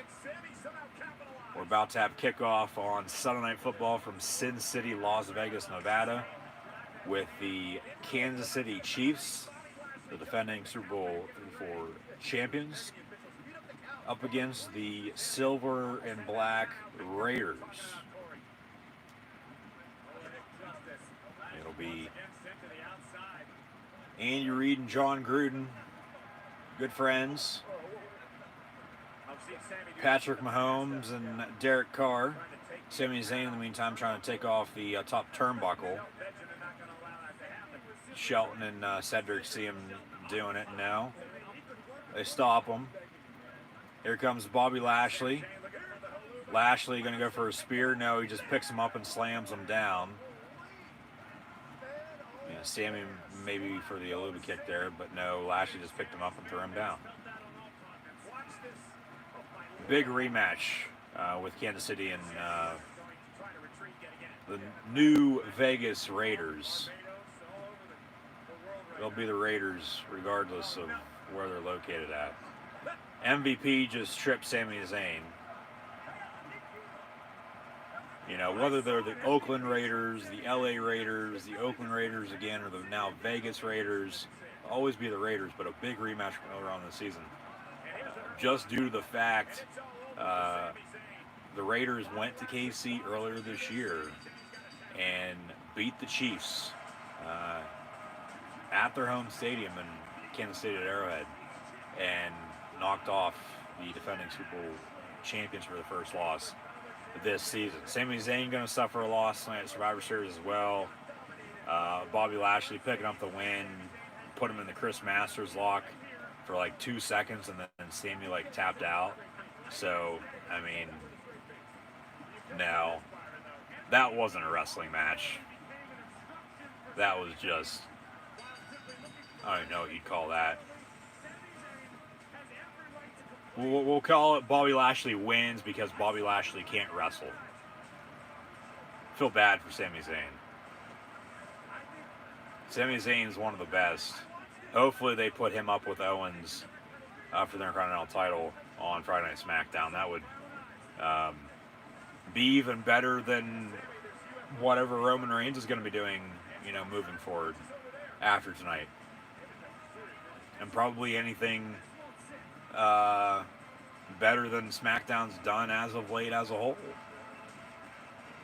So now Jey Uso, and alongside him, his brother Jimmy Uso, staying outside of Roman Reigns' locker room. Here comes Paul Heyman, and then Roman Reigns going to walk out.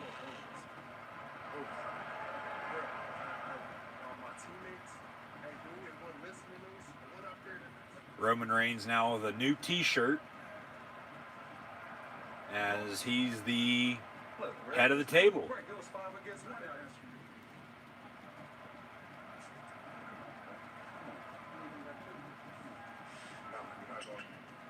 No, you're not going anywhere. You can go, but you stay here. Roman Reigns is like Jey Uso's, father, supporting family friend that just is not disrespecting him by any means, but just telling him what to do, telling him how to live his life. Like, no, come on. Let me do what I want. Jey Uso was just told, if you can't respect me, you can't respect us, you're not going to have a spot at the table.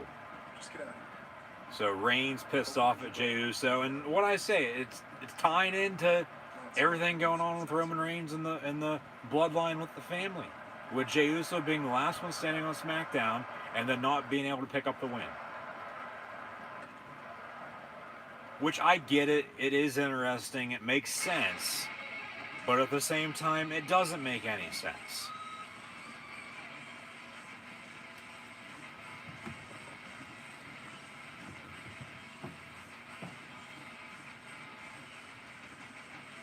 Now a promo video package for the new WWE figures. Still waiting on AEW, of course.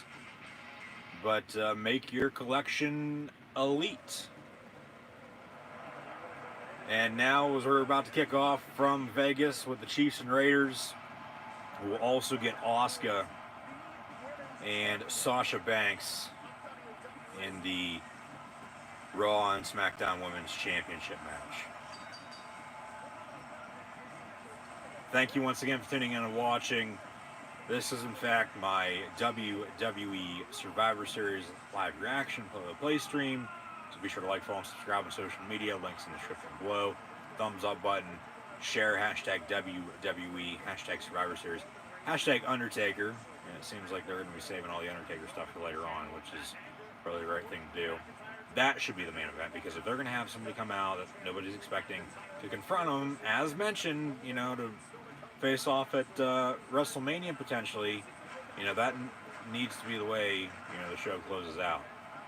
But we'll see. Chat questions and comments, super chats, super stickers, always greatly appreciated as well. Hashtag NFL, hashtag Chiefs, hashtag Raiders for Sunday Night Football, as we're about to kick off with the Chiefs and Raiders.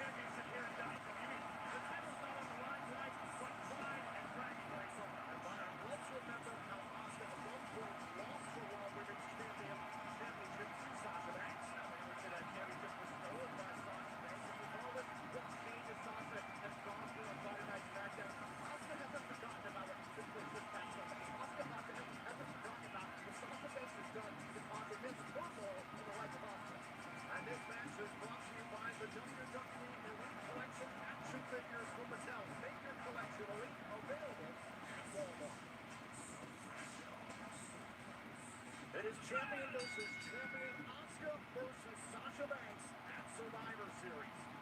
The question was posed this past Friday night on SmackDown on Fox by Mike. Asuka and Sasha underway. Care a whole lot about this, so we'll just let it play out, and whatever happens, happens. You know, it's pointless. It honestly is. Same thing goes for the women's, you know, 5-on-5 Survivor Series elimination match. So other than that, we still got Drew McIntyre and Roman Reigns, and then the final farewell to the Undertaker, and then that'll do it for WWE Survivor Series this year. There is nothing else penciled in, planned for tonight, because we already saw the men's Survivor Series elimination match. We still have the women's to come, as mentioned. But along with the Dole-branded Battle Royal that The Miz won, saw that men's Survivor Series elimination match. Just witnessed Bobby Lashley, Sami Zayn. Before that, it was New Day and the Street Profits. And right now, it's Asuka and Sasha Banks. So, the women's Survivor Series elimination match, and then Drew McIntyre with Roman Reigns, and a final farewell to The Undertaker. And that's it for WWE Survivor Series.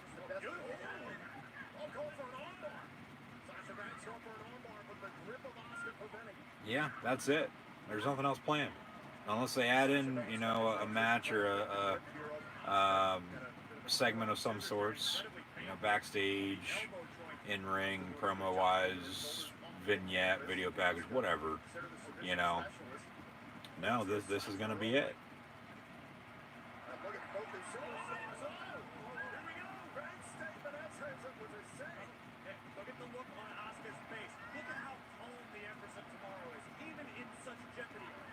Away from the bank statement, Asuka's still focused. Oh, look at this. Into a cover. Banks nearly put away Asuka. And another cover now on the Empress. Kick out, and it's Banks is all over. Sunday Night Football, Chiefs and Raiders from the Strip. First time the Chiefs are playing in Vegas. They played in the new LA stadium earlier this year to defeat the Chargers. Already went to Denver in the snow and beat the Broncos. Now they're in Vegas about to take on the Raiders, who they lost to earlier this season at home.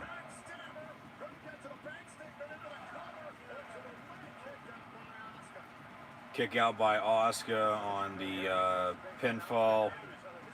Asuka's 10 times better than Sasha. I don't understand why people like Sasha Banks. She's not that good. She's pathetic. And you guys can comment all you want. I honestly really don't care. I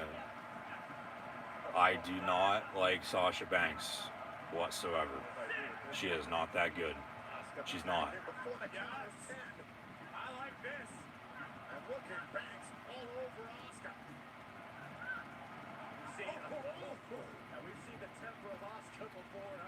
Kansas City on the kickoff, so we're going to get to see Derek Carr, Josh Jacobs, and the Raiders silver and black offense on the field first. Henry Ruggs back deep to receive. Raiders in prime time at home once again this season. They had a Monday night game against New Orleans in which they won week 2. And then they were supposed to host the Buccaneers on a Sunday night last month, which was actually the same night as WWE Hell in a Cell. But there were some COVID concerns, so they bumped the game up to 4:30 and put the first of the 2 Cardinal-Seahawks game on Sunday night that night. That went into overtime. That Arizona won on a game-winning field goal, and then Seattle returned the favor this past Thursday night with a win of their own at home on Thursday Night Football against Arizona Cardinals by 7, 28-21. So a lot of good football being played once again in 2020. I mean, hell, it's college football. It's the NFL. They're in the position they're in because, well, they're as good as they are, and best players going to be playing, and hopeful best team comes out on top game after game. But Derek Carr on second down going to hand off after a few yard pickup on first down. It was 2nd and 8. Josh Jacobs going to get another few yards, and it'll be third down. Raiders got fined again.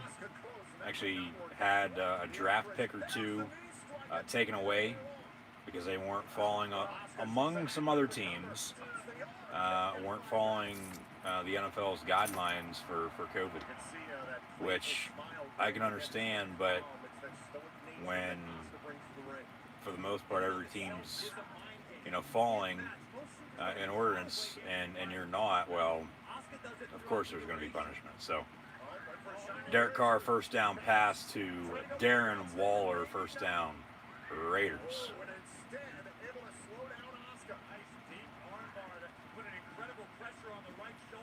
So Chiefs coming off a bye. Andy Reid, damn good off of a bye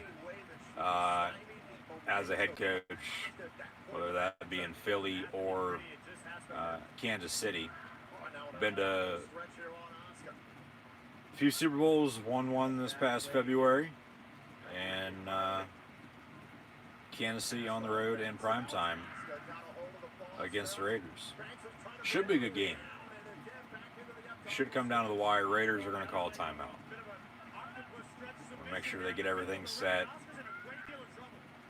Make sure they have everything right. Don't want to do anything stupid, especially when you have the ball on offense. Opening drive at home. Good drive going. You don't want to screw it up and, give them the ball and have them score, and then you're in a hole.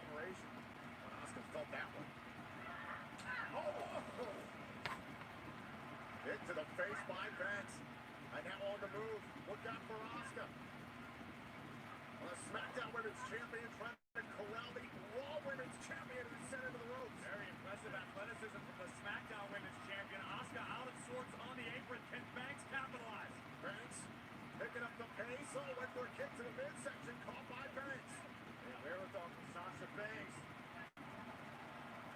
Sasha better be careful, even out there.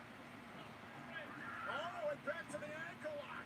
This time on the right leg. No. Whoa, let's go for a German. Sasha desperately trying to block. That might have ended more than Sasha's night. Oh, and down goes Banks hard onto the apron.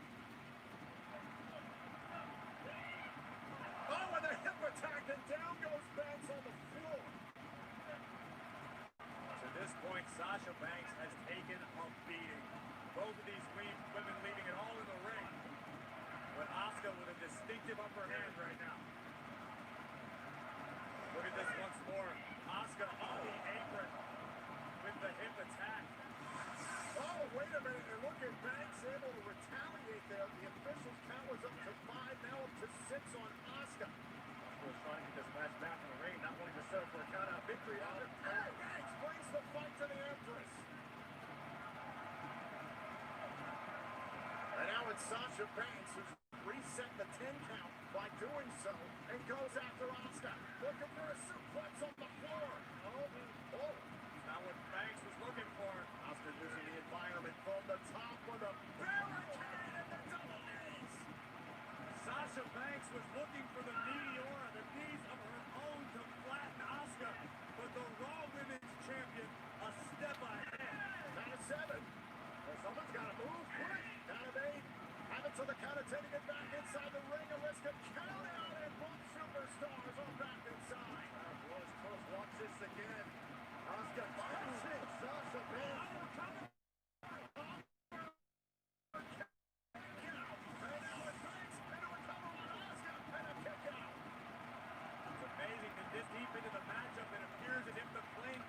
Josh Jacobs with a few yard touchdown run. Raiders up 7-0 now after that extra point is up and good. So Raiders with an early 7-0 lead at home against the defending Super Bowl 54 champion Kansas City Chiefs. Very quick opening drive results in 7 for the Silver and Black. We'll now next get to see the Chiefs on offense with Patrick Mahomes, and like I said, it honestly should be a good game tonight on Sunday Night Football. Should come down to the wire, be back and forth.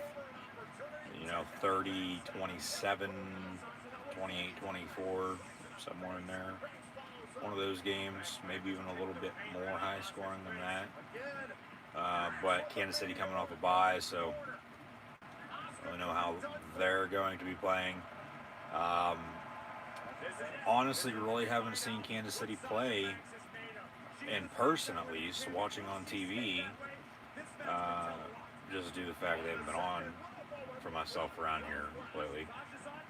Since that Buffalo Bill Monday night game from about a month ago, that was rescheduled from a Thursday night on the road to a Monday night, in which it turned into a rain game, and that's when Clyde Edwards-Helaire had over 200 yards rushing. And they had just signed Le'Veon Bell, but he didn't play yet. He didn't play until the following week. So we'll see how the rushing attack for Kansas City does now tonight. Excited to see how both Clyde and Le'Veon do toting the rock for the Chiefs on offense. Got to be balanced. Got to be able to block up front, run the football. They have two damn good running backs now. And then Patrick Mahomes at quarterback. Enough said. So we'll see how tonight turns out, but honestly, should be a good game.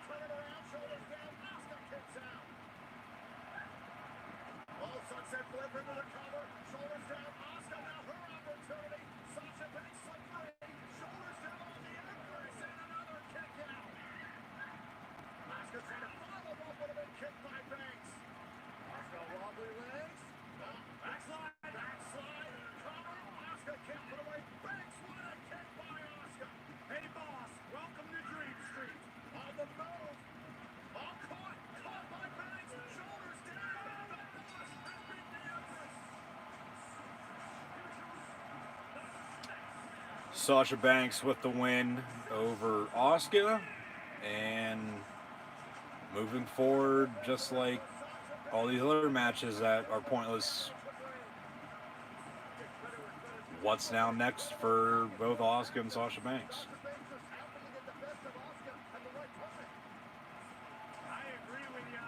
They've been teasing Carmella.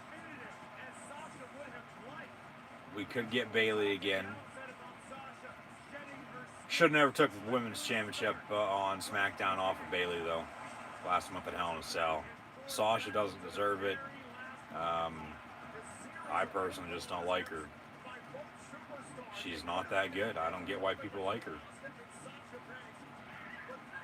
She's just one of those that's popular, that everyone likes, but, for some reason, no. Just no.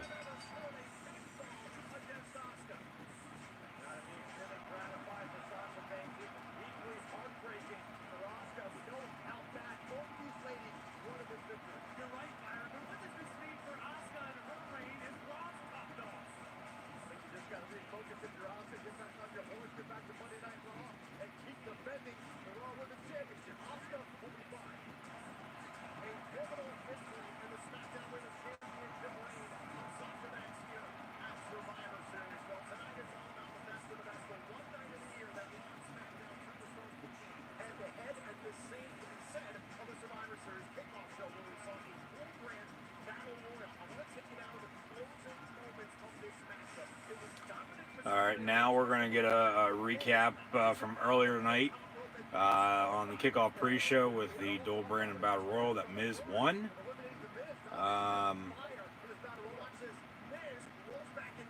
That honestly, really wasn't that good either, to be honest with you. Like tonight for Survivor Series, big thumbs down. wrestling hasn't been bad, but all this is pointless. It just sucks. It's so stupid.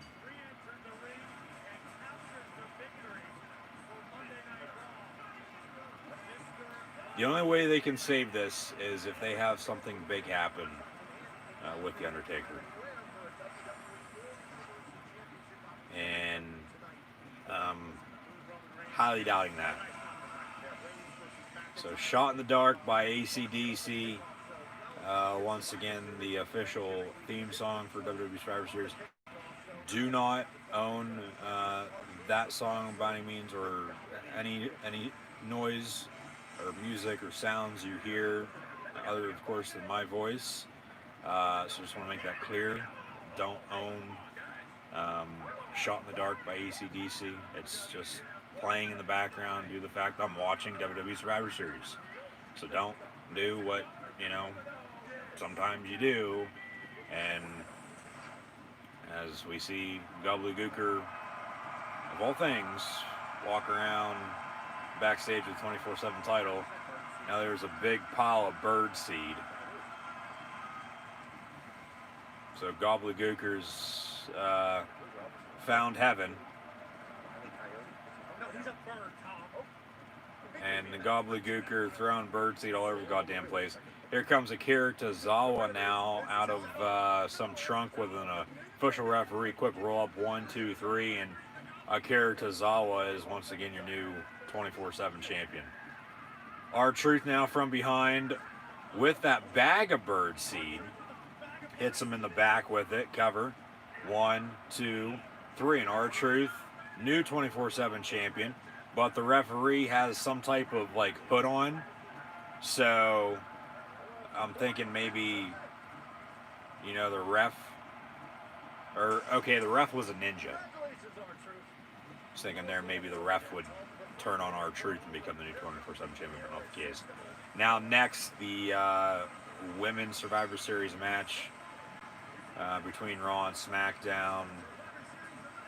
Nia Jax, Shayna Baszler, Lana, Lacey Evans and Peyton Royce. Lacey and Peyton replacing Dana Brooke and Mandy Rose, who are out injured. And then on SmackDown, you got Bayley, Natalya, among a few others of who we got in this match. Bianca Belair, Ruby Riott, Liv Morgan as well. But like I said earlier, don't really care about this, nor who ends up winning.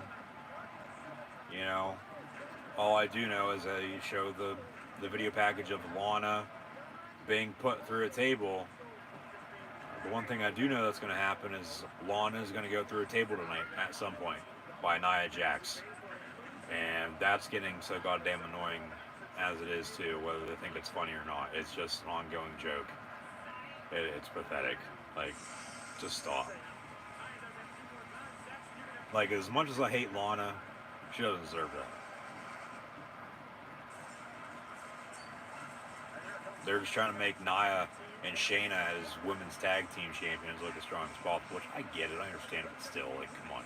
Can't think of something else to do?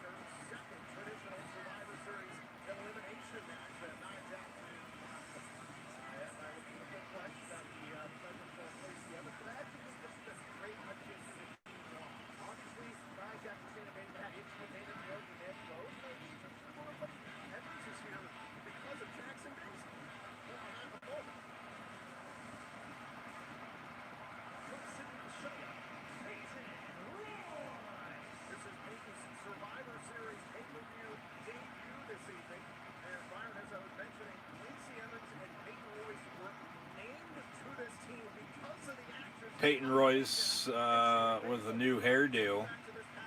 Looks like she just dyed her hair a little bit there. Regardless, looking like a perfect 10 all the time.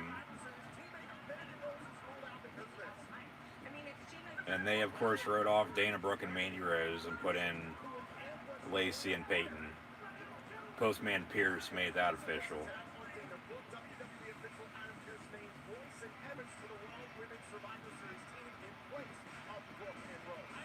So we'll see how this goes. If Raw sweeps SmackDown again,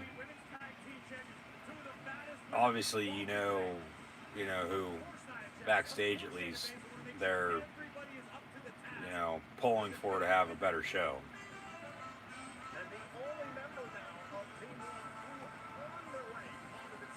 Lana's going to go through a table. Raiders are returning a fumble the whole way to the end zone for a touchdown. But I think they rolled it dead. It was a trick play. It was Travis Kelce with the underhand throw. As Mahomes was in motion, Kelce in the gun at quarterback, and then he underhanded it. Quick bubble pass. Complete to Tyreek Hill, touchdown Chiefs. We've got a lot of confusion going on right now. Actually, a timeout by the Raiders. Be first and goal.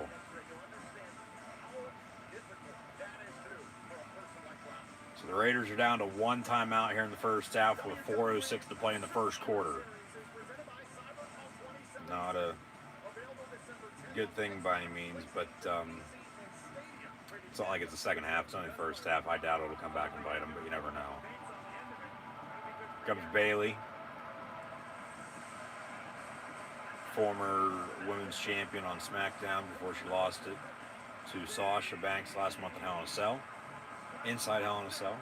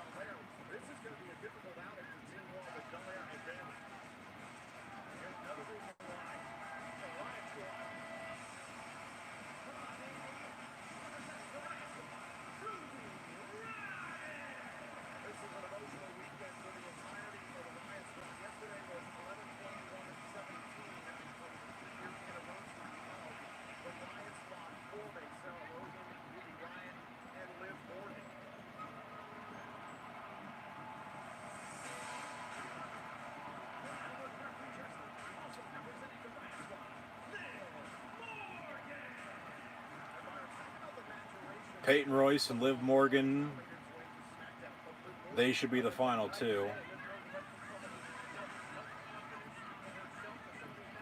But they'll probably be the first two eliminated, honestly. Natalya is probably going to last a ways, I think.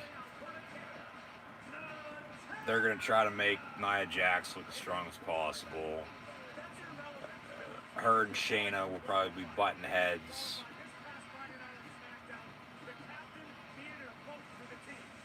Bailey's probably either going to pick up the win or she'll be the competitor from SmackDown that is the final one that gets eliminated and Raw wins.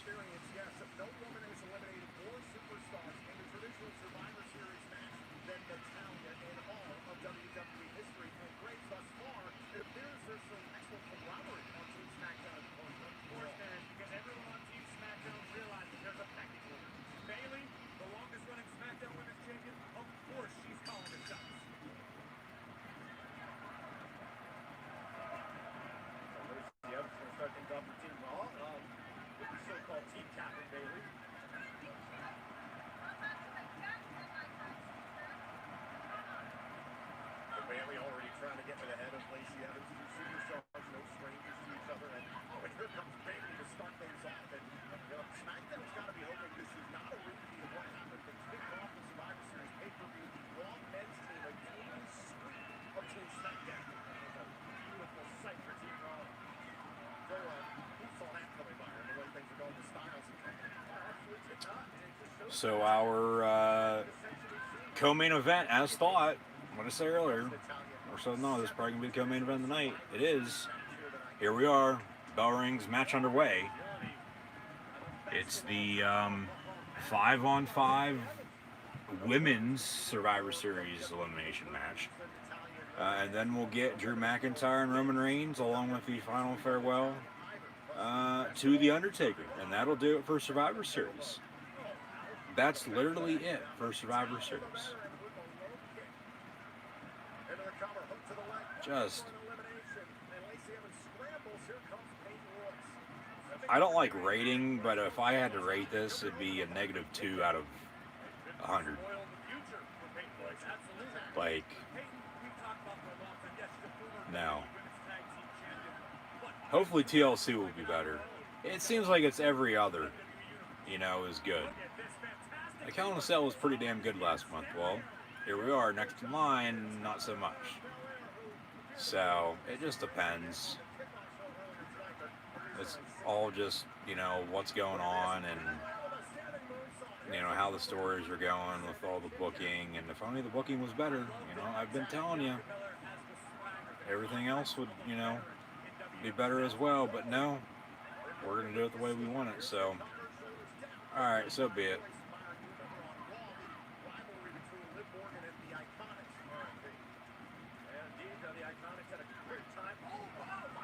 Chiefs did score, so it's tied up 7.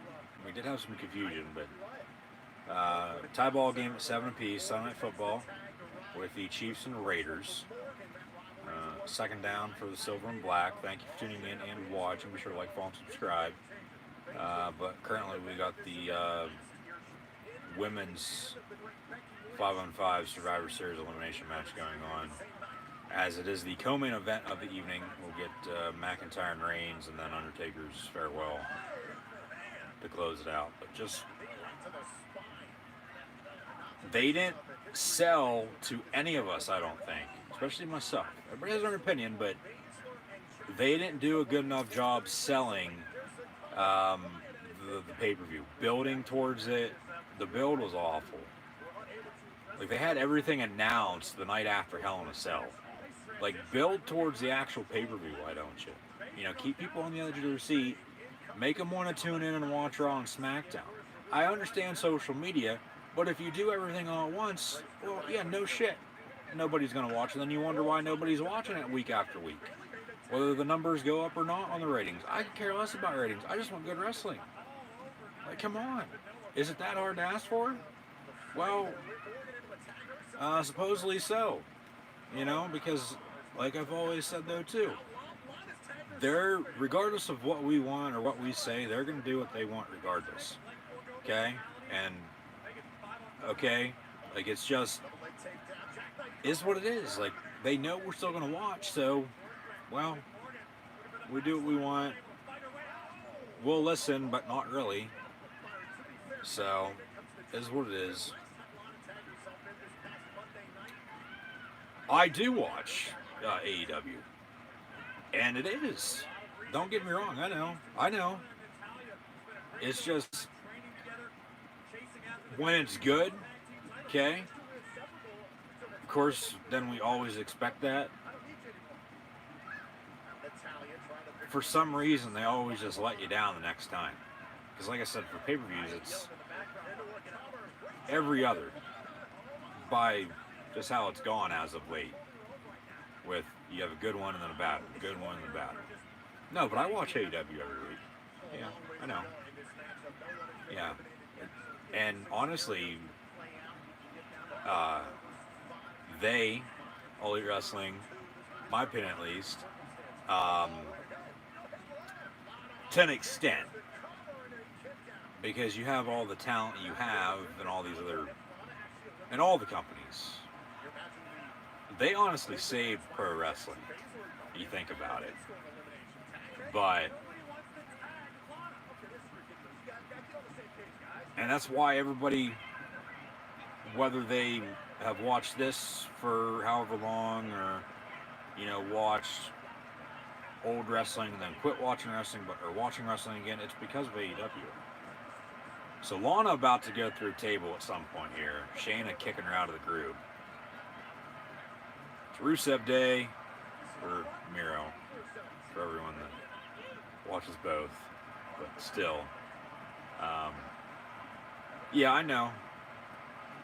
Yeah, believe me, I watch it all because you sort of have to, because if you don't know what's going on. But like I said, we can touchdown Raiders. What a pass! Nice pass there by Derek Carr, Henry Ruggs for the score. We can say all we want.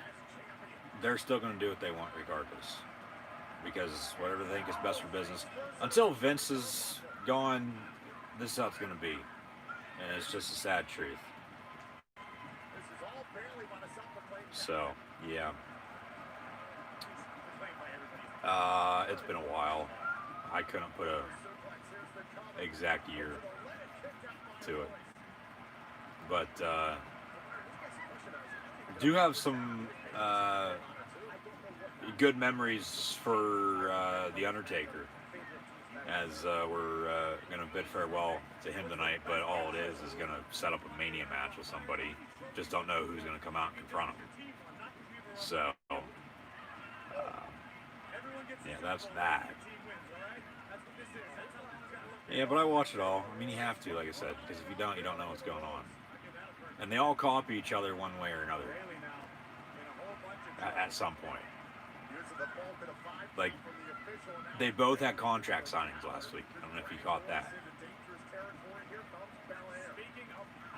And, like, next week it'll be, something else, or it's always something. It's like you just got to pay, close attention to it.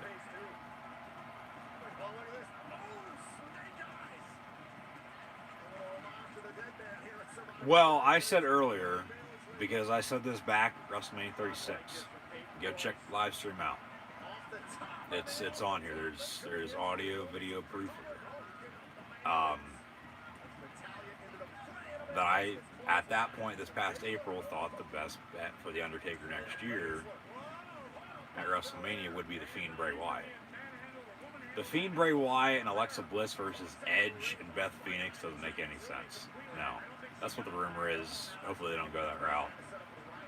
It's all talk, and of course, little to no action until it actually happens. Because, I'm the type of where I'm not going to believe it until I actually see it happen. So, if that's what they do, come a few months from now, okay, so be it. But I just feel, because I said then, and you go back to it and you add it all up and it still sort of makes sense. The Fiend Bray Wyatt would, to me at least, everybody has their own opinion though, that's the other thing too. And that's why people get, mad and upset, pissed off, where, everybody has their own opinion. Like, get over it. Like, I'm going to talk, I have to say what I have to say, you have to say what you have to say and all that, blah, blah, blah, blah, but, we're going to have a vertical superplex here with Peyton Royce and Bayley taking out everyone ringside in this women's Survivor Series match. I don't think we've had one elimination yet. They're just dragging this match out. And Lana, for some reason, is still standing on the steps. Like she got kicked out. Like she's in timeout or something. But, like, The Fiend is this generation's Undertaker. Okay? To me, it just makes sense to send the Undertaker off. Have him right off in the sunset. Losing to The Fiend for the third time at Mania next year. And he even said this past week or the week before that, Mark Calloway, The Undertaker, would like to eventually face Bray again. I mean, they already faced WrestleMania 31, but that was when Bray Wyatt was booked the wrong way, and now he's sort of top of the card, but a non-champion again, because they just have everything else going the way they have it going. So is what it is. I mean, there's, you know, you have your good, you have your bad, and you have your ugly. You know, so this is what it is. Peyton Royce eliminating a few opponents from SmackDown. Actually, Bailey, and now going for an Natalia cover 1, 2, and a kick out. Like I said, we can talk all we want, you know, say what we think on this or that, you know, with what we want to happen or think's going to happen, but whatever Vince and whatever the WWE wants to do is what they're going to do one way or another, regardless of what we think, because whatever they think is best for business is what they're going to do, because they know we're still going to watch. So that just sums that up. But what else we got here? So I'm thinking Bray potentially, to answer your question overall, you know, because it just make a lot of sense. But honestly, I have no clue if it is going to happen. You know, if somebody is going to come out and confront him, which would make sense because that's all it's going to be. You know, it's just hyping up the final farewell of the Phenom himself, 30 years to the day of his debut. So I think Bray would make a lot of sense with everyone they have. Now, if it was somebody returning from injury or somebody returning to the company, you know, that'd be a different story, but I highly doubt that's going to happen.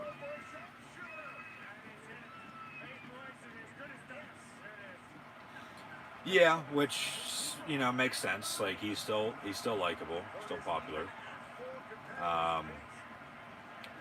But for me, being a big Bray Wyatt fan, having always liked Bray Wyatt, you know, going back to the Wyatt family, and I mean, that's 7 years. And then just up until when he lost it to Goldberg, of all people. Like, Kevin Owens lost the Universal title to Goldberg at Fastlane. Okay? Owens reminded of us of that a few weeks back, you know, when somebody else declared victory. But, you know, Bray then lost it to Goldberg as well. Like, Goldberg comes around twice, and I hate Goldberg. Goldberg's pathetic. Like, there's just a few that it's one move here, one move there. They can't wrestle. Whether they're popular or not, Vince is going to do what he wants, and we got to live with it. Like, they had Bray beat Braun, who beat Goldberg at Mania because Reigns pulled out, but then Reigns returned, and then Reigns beat The Fiend at Payback, and he's been Universal Champion ever since. You know, so that sort of all ties up. It's short-term booking, it's long-term booking. If only the booking was better and, you know, they actually did, you know, good stuff, where they have good stuff going, but some of it's bad and some of it's just very bad, ugly. It would be better overall as a whole. The whole company would, you know, benefit. It'd be 10 times better. But no, they just, hey, we'll do this, we'll do that, and then if we got to change it, we'll change it. Like I was saying earlier with all the name changes as of late. Like, Matt Riddle is now Riddle. Gable is going back to Chad Gable. He's no longer Shorty G. Like, it's just some of the littlest, stupidest things that make no sense. So, we'll see what happens, but be sure to like, follow, and subscribe if you haven't done so already. Links in the description below that thumbs up button. Share hashtag WWE, hashtag Survivor Series, hashtag Undertaker as well. Sunday Night Football tied up at 7 with the Chiefs and Raiders. But now here comes Nia Jax up against Ruby Riott. David versus Goliath. More like a shrimp versus a whale.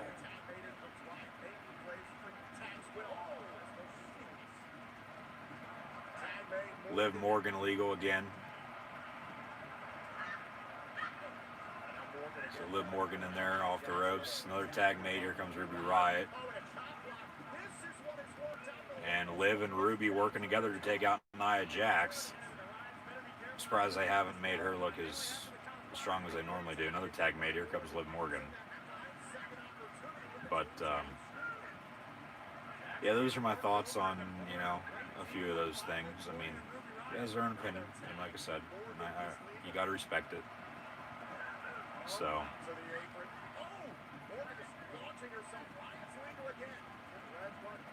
It's just if the booking and if the wrestling was better, like actual wrestling, you know, it'd be better. Like, they wouldn't be worrying about ratings, because that's all they care about. Like, who cares? Other than, yeah, I get your sponsors and everything, but you won't have to worry about all that if you put out a good product, which they do, but they don't. That's how it is. It's 2020. That's the answer to everything, ain't it? Shayna Baszler legal. She's going to cover Ruby Riott, kick out at 2.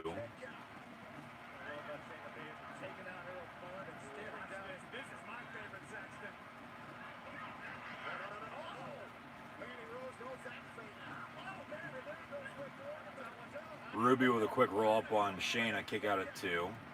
Nia, for some reason, just standing ringside now. She's not even up on the ring apron. And Lana tried making a tag a little bit ago, but they tagged the other person. So Lana hasn't even been in the match. I'm just waiting for her to go through a goddamn table, because you know damn well it's going to happen. Okay, Nia just pulled 1, 2, and yeah, kick out, but they were rolled up for like 10 seconds. Okay, Ruby Riott, like, out, but she's still legal. Cover 1, 2, 3 now. Okay, Shayna Baszler eliminates Ruby Riott. So, yeah, Nia had just thrown Liv off of the ring apron. Lana now tags in, or Lacey Evans, excuse me, tags in. Where the hell's Lana? Lacey, like, trips over the rope. That's a botch. Liv now face first to Lacey Evans in the middle of the ring. But the ref was trying to tell Nia to get the hell over in the corner, where, you know, she was just in the opposite corner, standing ringside for like 10 minutes doing nothing. Bianca Belair is still in this.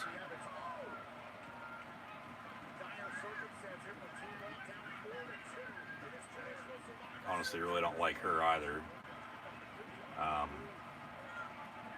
You know, would take her managing the Street Profits over her actually wrestling.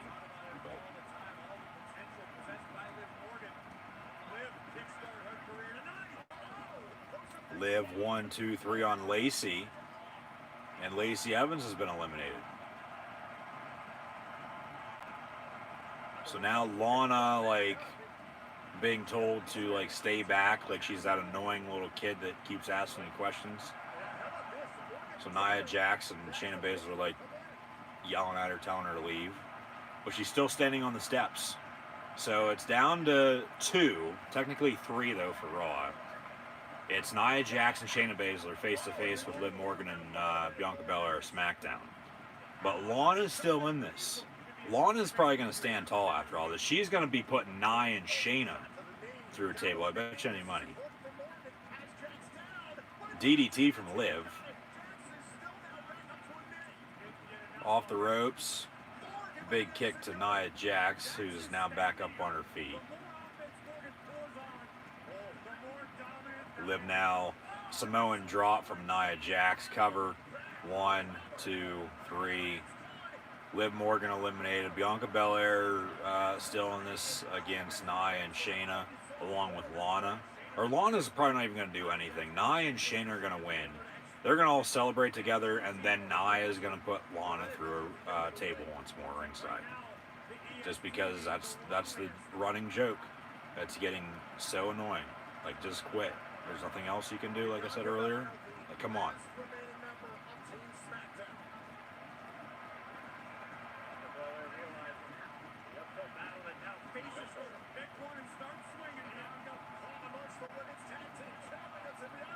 So Bianca by herself,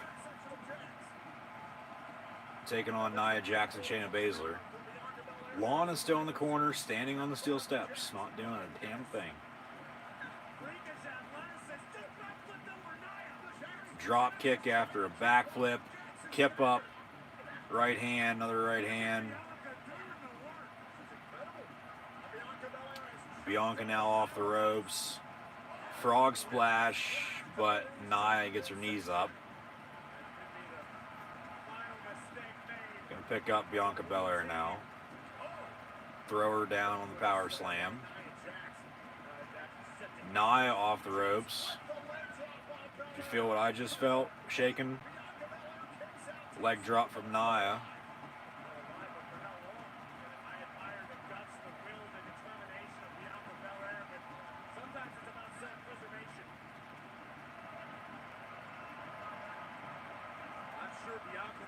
Tag made, no. Nia gonna go up top.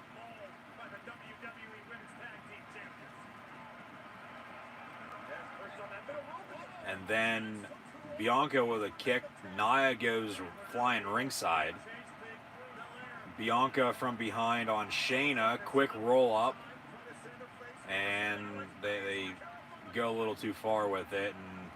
And Shayna has to get the submission locked back in. And then a back body drop.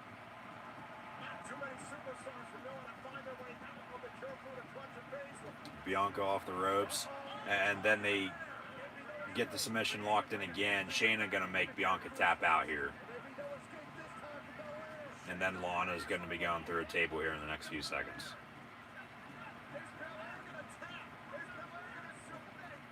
She's gonna pass out. She's not gonna tap. She'll just pass out.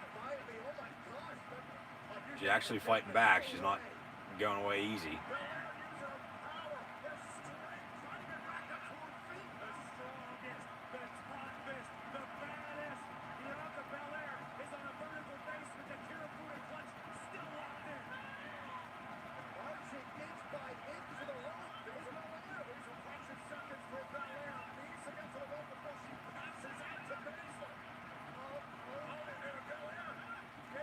And we're going to have a rope break. Bianca Belair with a rope break, but she like passes out. And Shayna Baszler just disqualified herself. They went the whole way to 5. She didn't let go. Shayna saying she passed out. There's no rope break. So it's down to Nia Jax, Lana, and Bianca Belair. And of course, what do you know? Lana's still standing on the steel steps, but however, Nia Jax clearing off the announce table, and she's about ready to put Bianca Belair through the table ringside.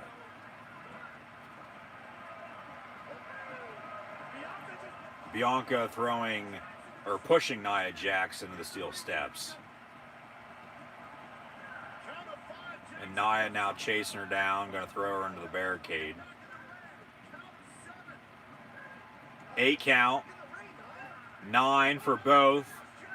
10 count. Bianca Belair and Nia Jax just both got counted out. And Lana's the last one standing. Lana wasn't even in the match. She stood on the steel steps the whole entire time. So Monday Night Raw is going to win. Lana is the sole survivor. Your $1 million check for competing for the past 39 days, yeah, that'll be in the mail. I'm the survivor.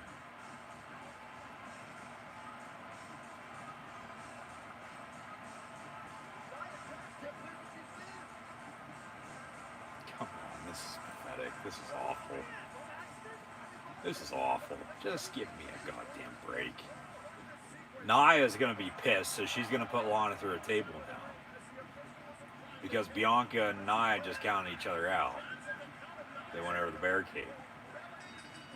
Come on. What kind of finish is that? Like, seriously? Lana didn't do a damn thing. But Monday Night Raw still won, so Nia and Shayna should be happy. But no. Nia's going to put her through a table.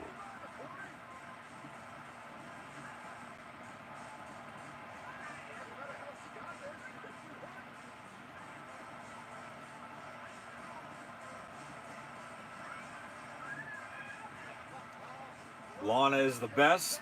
Lana #1. Lana's a sole survivor. You gotta be kidding me. That's just a break. Lana's not gonna go through a table, surprisingly. Wow.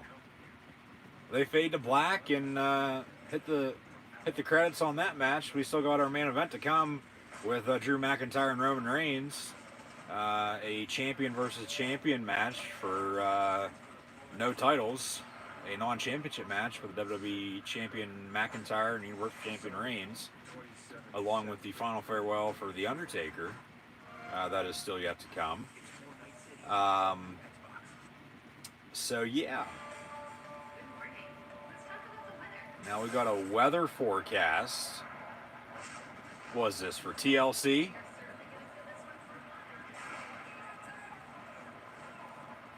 Yeah, we're gonna have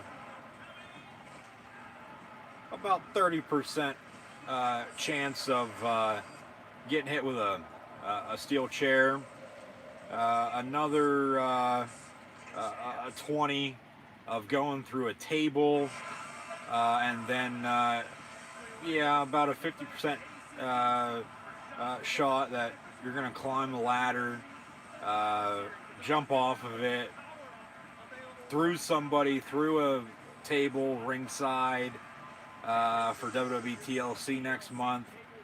So WWE TLC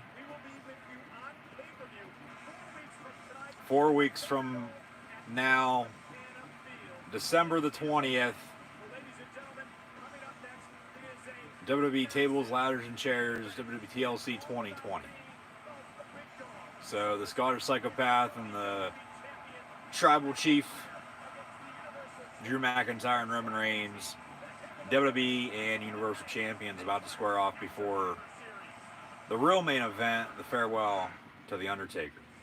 Unless they totally just ditch that, you know, and scrap it, and, you know, keep us tuned in to watch all this and then have it be as bad as it's been. Like, hopefully they'll pull through, but I doubt it. Video package now for this, so we'll see what happens. It should end in a no contest, honestly, or a double count out. There doesn't need to be a clear-cut winner or a clear-cut loser. We'll probably have interference at the end with either Randy Orton, The Miz, The Fiend Bray Wyatt, or even the Usos. Or maybe that's when the Undertaker comes out. You know, maybe the Undertaker's going to go after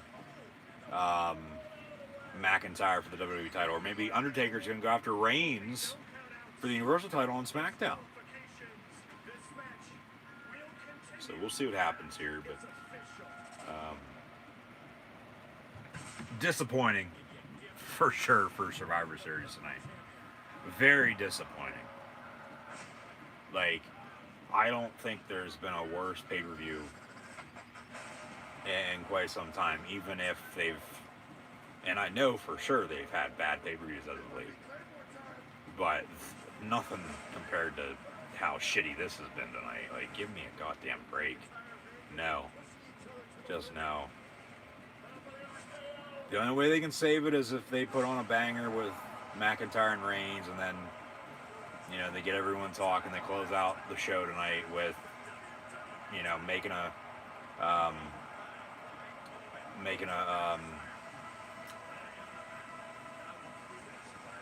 just not a big name drop, but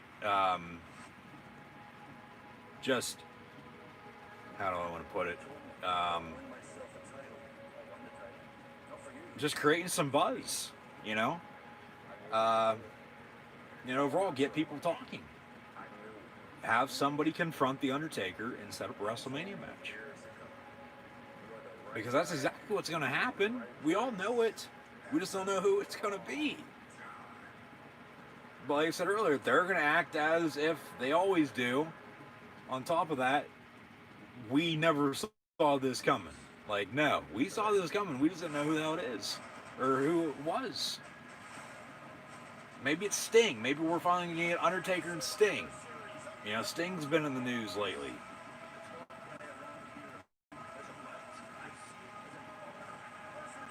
He debuted at SummerSlam 5 years ago during Undertaker 25.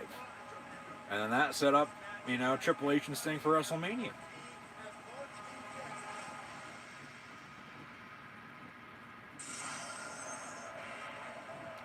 Now here comes the big dog. Wreck everyone and leave. He's going to show up and win. I don't know about that, but he is currently at the head of the table. Did I mention he's the big dog?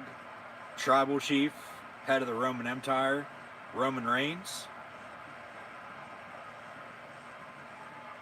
He's going to take on the Scottish Psychopath, Drew McIntyre. Here comes Reigns with his advisor, his advocate, special counsel, Paul Heyman. Bringing back Lesnar tonight would probably get everyone talking too, honestly. Because they brought back Lesnar for this match. Hear me out. We'd have to wait until Raw or SmackDown to figure out. Because if he takes them both out, well, who's he going to pick? You know, because he has history with both. He hasn't been seen since he lost the WWE title to McIntyre at WrestleMania 36. And then there's the history with Lesnar and Reigns. And with Heyman by Reigns' side right now, does Brock come back? You know, they're moving the Thunderdome from Orlando to St. Pete, just south of Tampa next month. Last pay-per-view in this Thunderdome before TLC next month. They'll be inside of a baseball stadium. They'll have more room to work with, like I said. That's why I said, that, you know, the production, you know, probably going to be scaled up. Probably going to be a little bit bigger and better because of the room that they'll have compared to what they are or have been working with. But they'll still put on a good show from now until, you know, whenever they get back to touring, of course. But yeah, here comes the big dog, the tribal chief, the head of the table of the Roman Empire, Roman Reigns. Bell rings. Following contest is a non-title match. It's champion versus champion. Reigns, Universal Champion, about to take on the chosen one, the Scottish Psychopath, WWE Champion Drew McIntyre.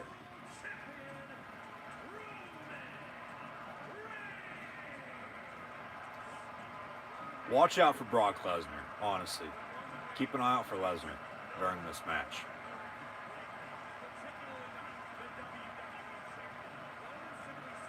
And we're live. I haven't seen what's going to happen. Nobody has. This is live as live can get. Sunday before Thanksgiving, WWE Survivor Series. Main event time. However, we still got to bid farewell to The Undertaker.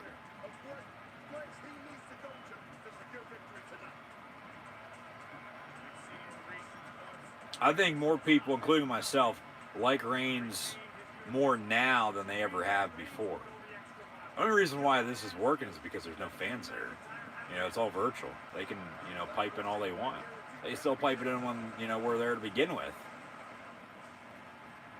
But he did, you know, finally, you know, change up his character, and he's got Heyman by his side, and, you know, he's more stricter. He's telling people what to do. He's in charge. You know, he's the principal.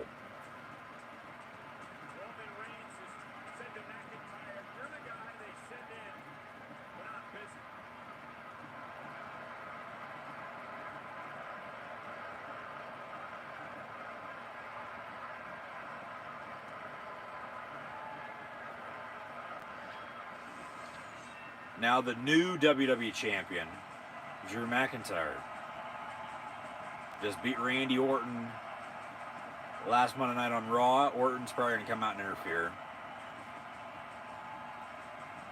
He's coming out with his kilt and the sword.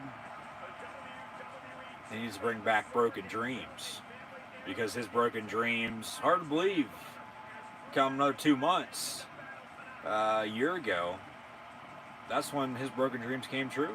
He won the Royal Rumble and then defeated Brock Lesnar at WrestleMania. And was WWE Champion from then until Hell in a Cell last month. And then, for some unknown reason, they had him win it back last week on Raw against Randy Orton. Why the hell did you take the damn title off him to begin with last month if you're just going to put it back on him, you know, a few weeks later last week? heading on into Survivor Series. Makes no sense.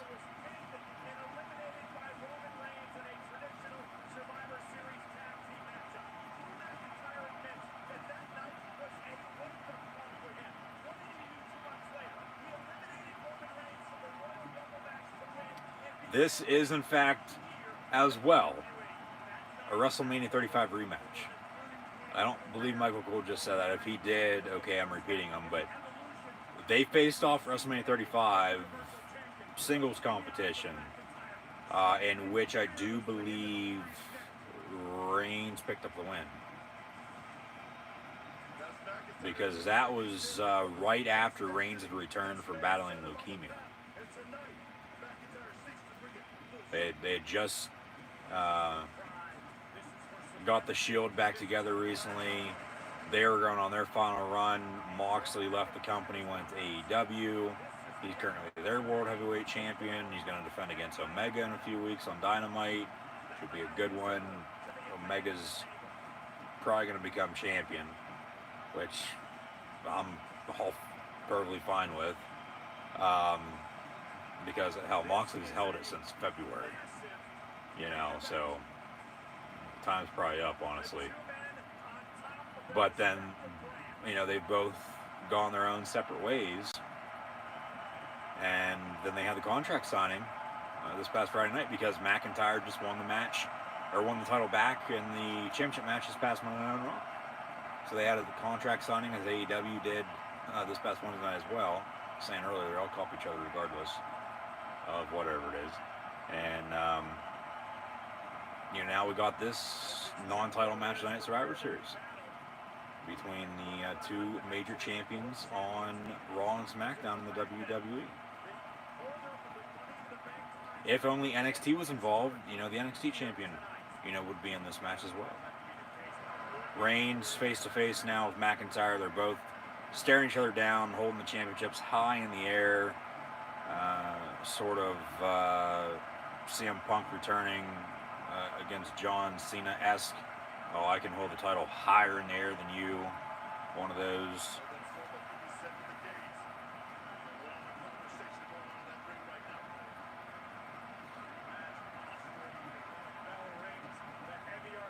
Should be a good match, honestly, it should. But it's just going to be the interference and how it ends, and then what we get with the Undertaker.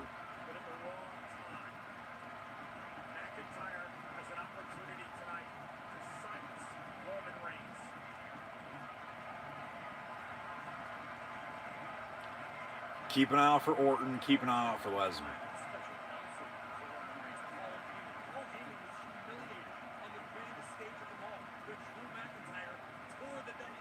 Bell rings, match underway. Drew McIntyre, Roman Reigns, WWE Survivor Series. Be sure to subscribe if you haven't done so already.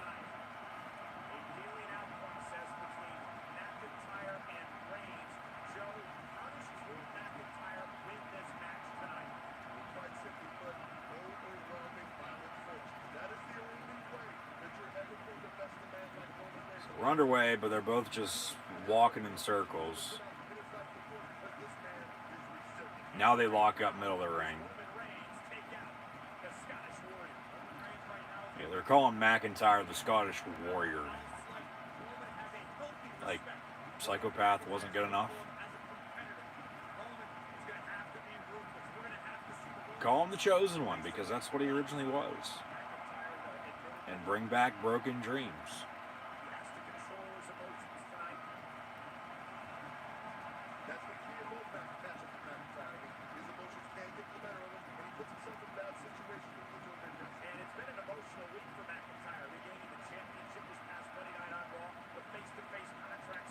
They lock up once again. Off the ropes. Actually a rope break. McIntyre backs off.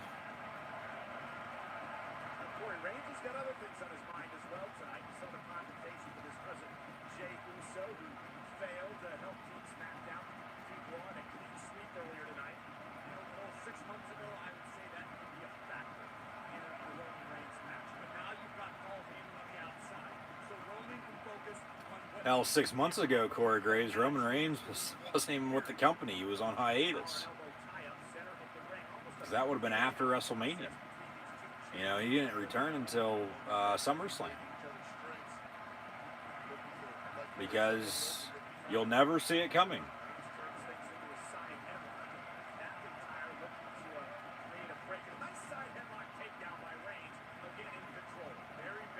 And now tonight it's Undertaker's final farewell. You know, what does that mean? Kane should be in attendance with everyone I named off earlier. I'm trying to still think of a few of the other legends that they said were, you know, going to be returning tonight for the Undertaker's 30th anniversary.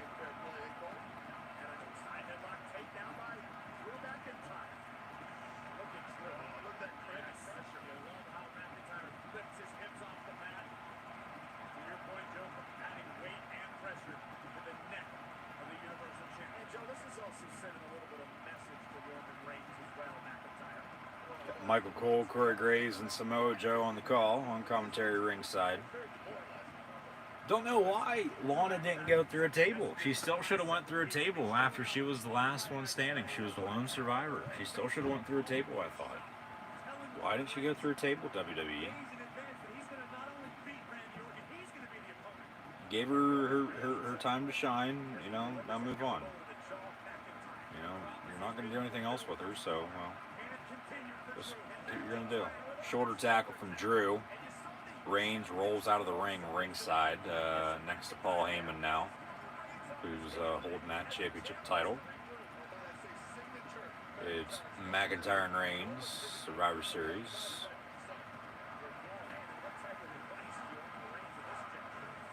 You suck chance. Yeah, there's no way in hell everyone's chanting "you suck" right now. You know, that's piped in. That's crowd noise from backstage. And that's Vince and Brucey Bruce Pritchard.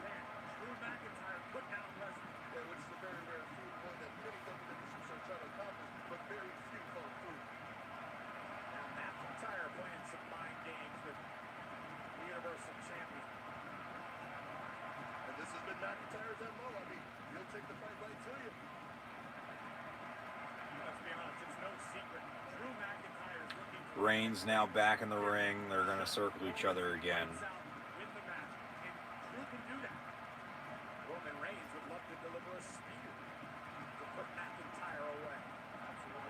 Reigns with a big kick.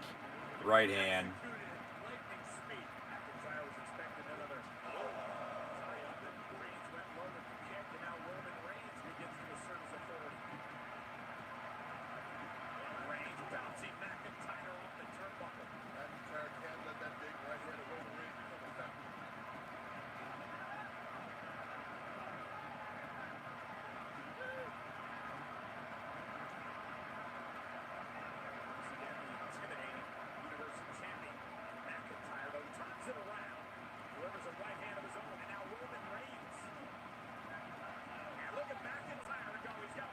McIntyre reversing, retaliating with some rights and lefts, a few kicks, and now a chop,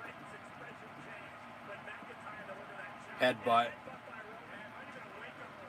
and then a right hand as well.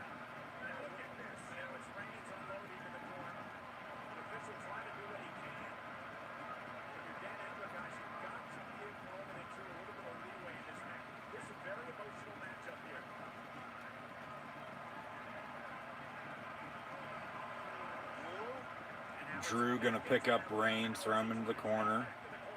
Right hands from the WWE champion.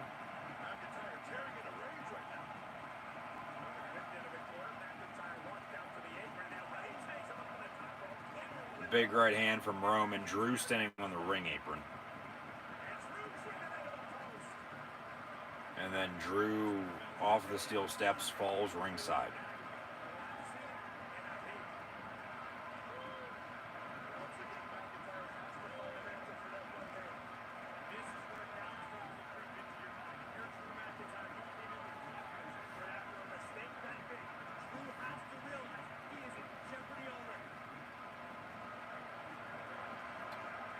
Yes, TLC is going to be in December.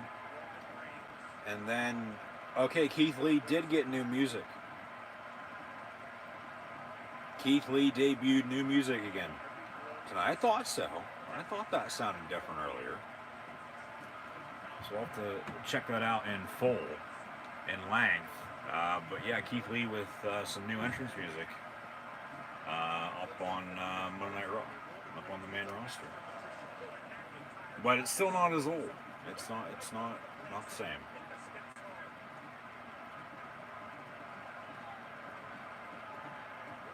Roman just threw Drew into the steel steps.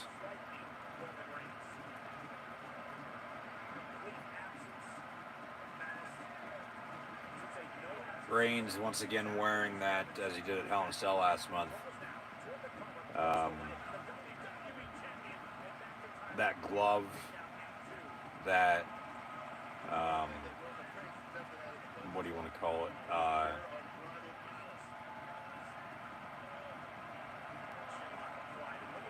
Armband, you know, that you'd see with superheroes, as if he is Superman, because he has a Superman punch. Not as good as the orange punch. Vertical superplex. Cover, 1, 2, kick out.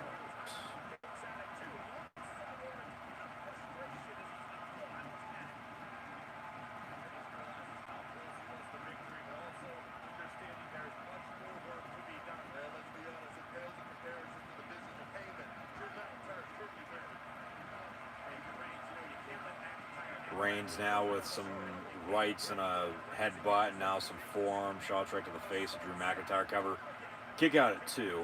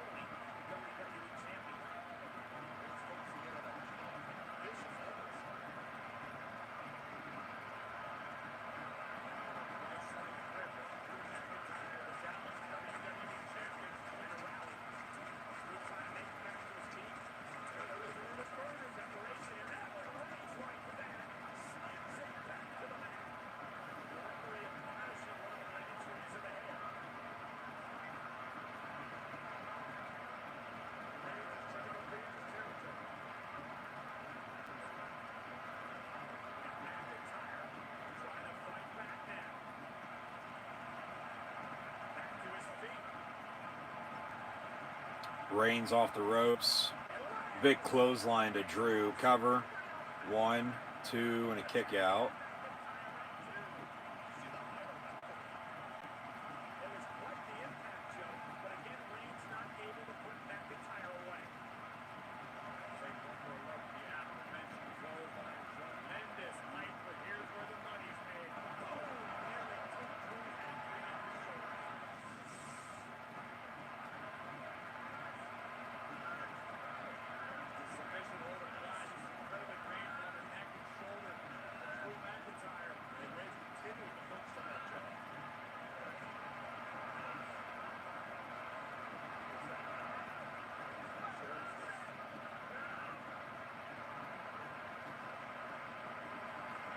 Roman has Drew in a headlock, middle of the ring, down on one knee, can't get up, but he's trying to get to his feet.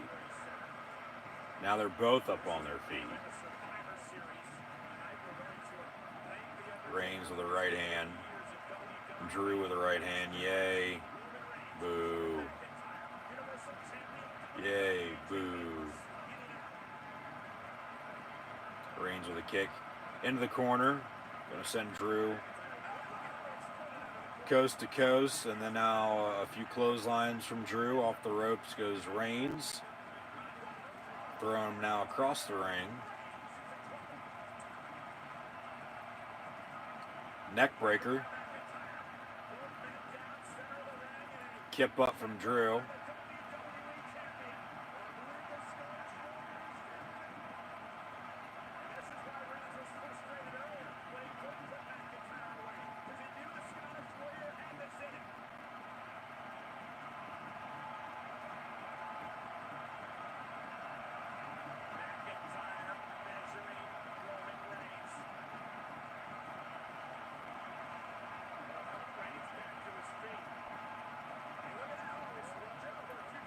Drew was going to go for a DDT. Reigns reversed it, tried to pick him up. And now Drew into the corner. Elbow. And then a power slam on the Samoan drop from Reigns to Drew McIntyre.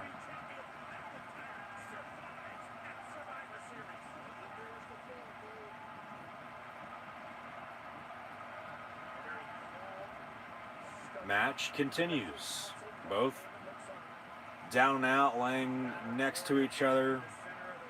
Probably talking it over, figuring out what they're going to do next to go home.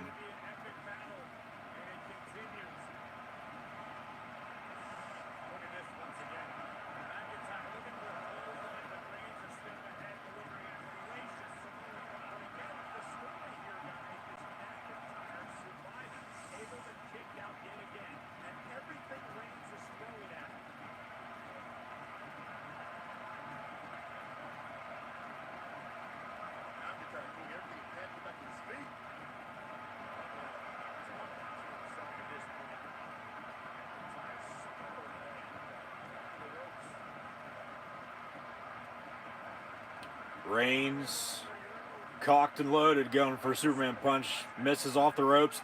Big spine buster from Drew to Reigns. Cover 1, 2, kick out 2.5 by the big dog.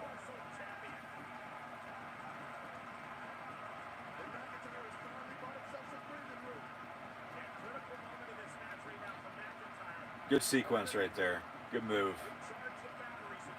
Honestly, best part of the night on, you know. Like, really hasn't been anything else better. And not saying a whole lot, but it's just how Survivor Series is gone. Now they're going to fight ringside. Reigns in the barricade. Reigns now face first in the steel post. McIntyre in control. Barricade into the steel steps.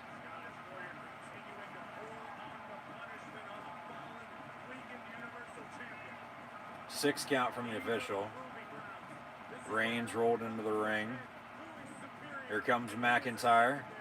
Reigns with a kick. Big uppercut.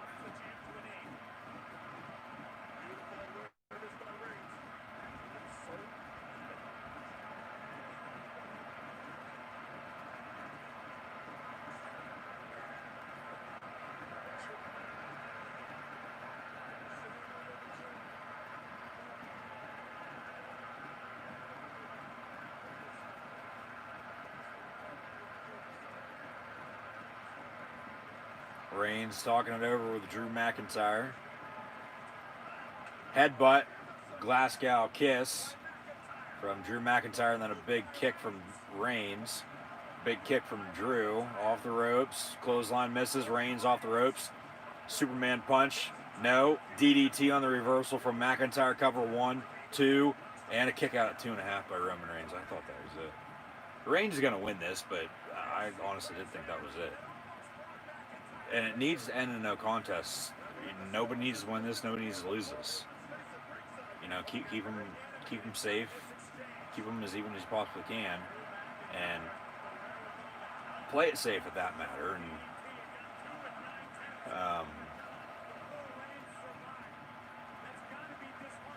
you know, make sure. And that's with the interference potentially. You know, it'll add all up, but still.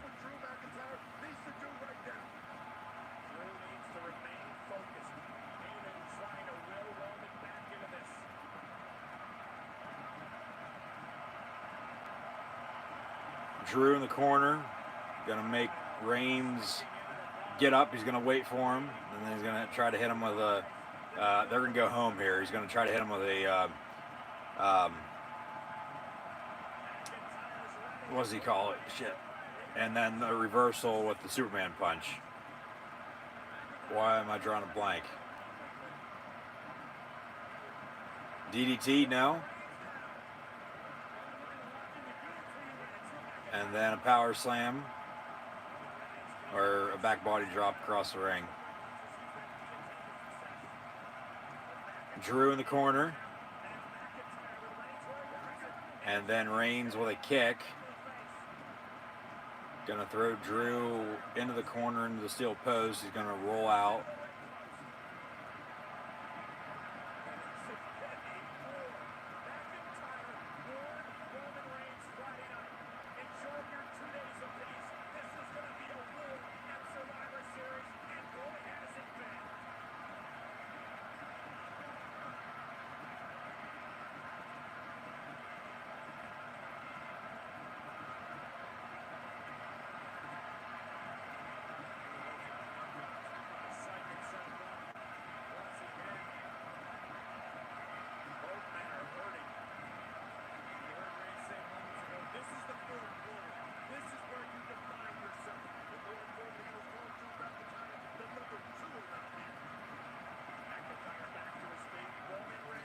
Spear, and then Drew reversed it into a submission,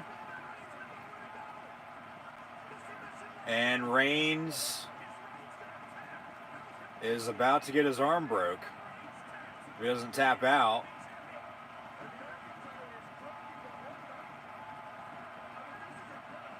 Reigns gonna get a rope break here.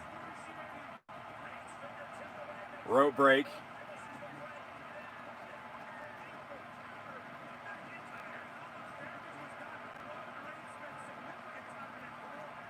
So Drew in control right now. They should be going home here with the next few minutes, and then they'll give the Undertaker like 5 to 10 minutes probably, and then that's it, and then we'll be done by 10 o'clock.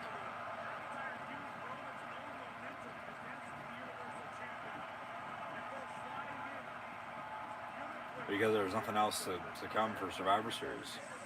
Now they're ringside. Samoan drop through the table. I am the table though. The table does not break.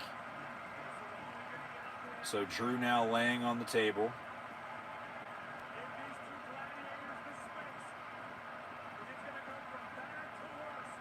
And Reigns gonna go for another Samoan drop. This time they go through it. So that's probably why Lana didn't go through it, because they didn't want to set it back up and have it be destroyed in back-to-back matches. If they were, every other, then maybe. But Reigns now in the ring.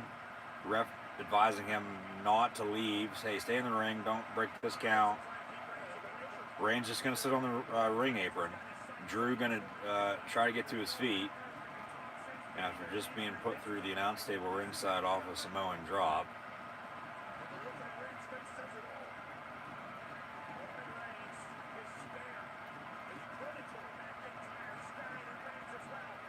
Reigns with a spear through the barricade behind the announce table on Drew McIntyre. Reigns throwing Drew back into the ring. Cover. 1, 2. Kick out at 2.5 by Drew. Wow. By far best match of the night. I mean, like, come on.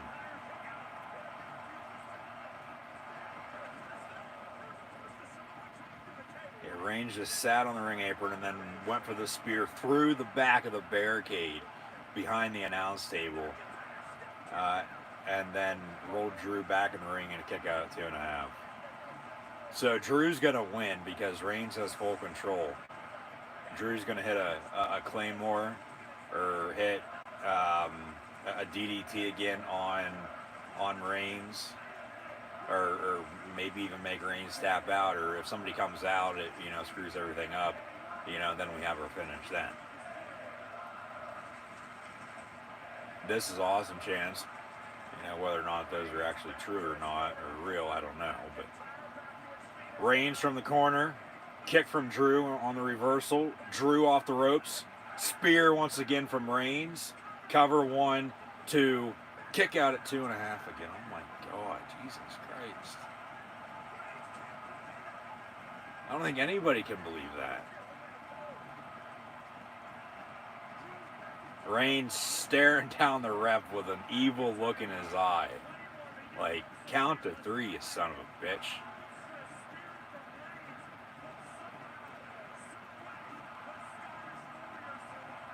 Like, you'll be on the table while we're sitting at it. You keep it up.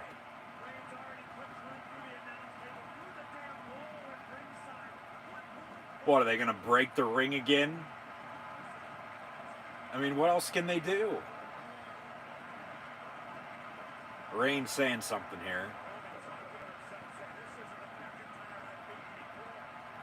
Yeah, Drew's changed. Drew holding his left collarbone. Which, that's not good. Reigns now staring down Michael Cole. Saying something. He's in the corner, going to go for another spear. Drew's going to hit a Claymore on the reversal here, though. You suck chance now. Reigns going to go for another spear. And then Drew with a Claymore kick into the official, which he gets knocked ringside. That was good. I mean, I saw that coming. I didn't think the ref would get knocked out. But now the ref's down and out. We're going to have to wait for somebody else to come out to count. Drew with a cover. 1, 2, 3. Or, no, not yet. But he's looking at the ref like, shit. Like, okay, now we got someone running down the ramp. That's Jey Uso. Jey Uso now up on the ring apron. McIntyre with a right hand. McIntyre asking for another ref.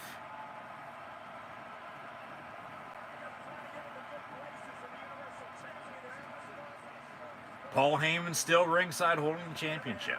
And then a low blow from Roman Reigns.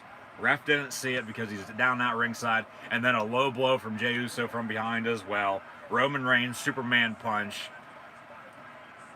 And then Roman Reigns gonna put McIntyre into a submission. Drew's still on his feet though.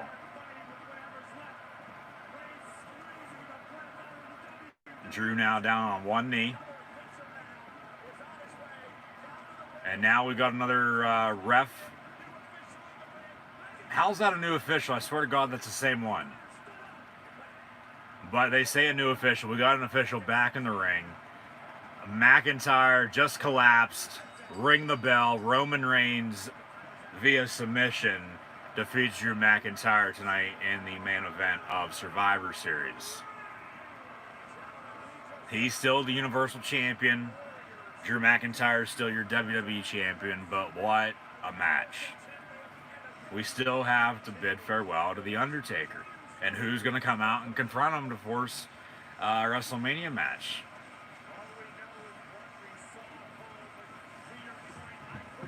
That was good. That was a good match. Best match of the night by far with the way Survivor Series has gone tonight. They haven't saved it as of yet. They need something else bigger to happen with The Undertaker. So, we'll see what does in fact happen coming up shortly.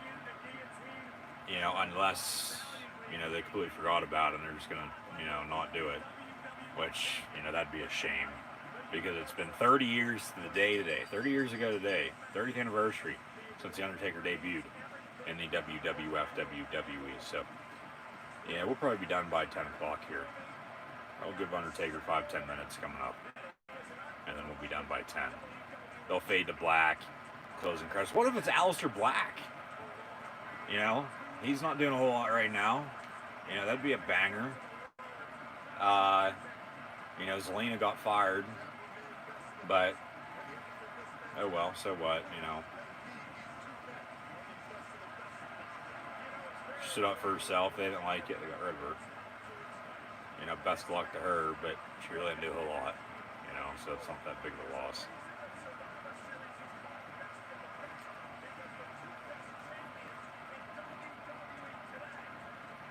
I wonder if Undertaker, when he comes out, if they do all this in the ring, which I would hope so. Because I'll probably run a video package, same one we saw during the kickoff pre-show. If he's going to be in, like, street clothes, or if he's going to be dressed as the Dead Man, or maybe the American Badass is going to return. Maybe they'll tease another Boneyard match with Styles or someone else. I don't know. We'll see here. But Reigns victorious over McIntyre tonight at Survivor Series. Damn good match. Now Reigns looking up to Jey Uso, who's at the top of the entrance ramp. Jey Uso's clapping, and Reigns has him to thank. You know, I think Uso now deserves a spot at the table, you know, so to speak, for helping him out and picking up the win at Survivor Series tonight against Drew McIntyre.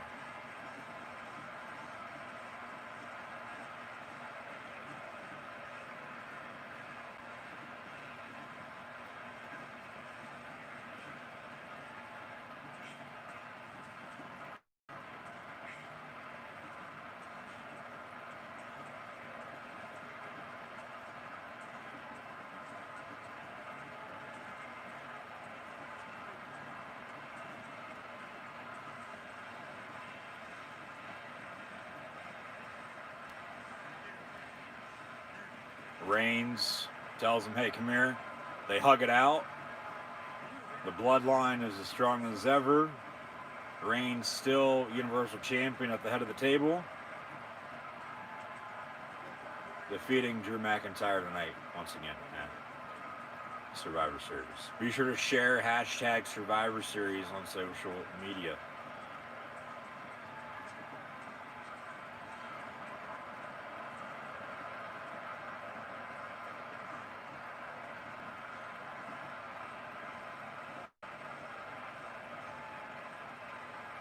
And they fade to black, so coming up next, we'll have the final farewell for the Phenom, the Dead Man, the American Badass, the Prince of Darkness, Mark Calloway, the Undertaker. We got a new Broken Skull Sessions with Stone Cold and Undertaker as well. That's on the WWE Network right now too. That's gonna be a must listen, must watch. Because Stone Cold said so.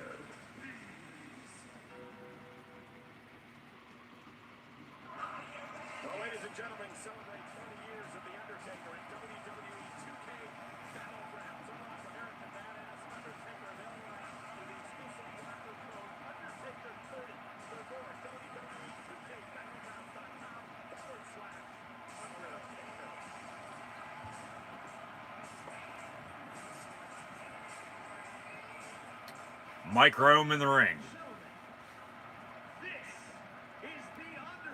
This is The Undertaker's final farewell.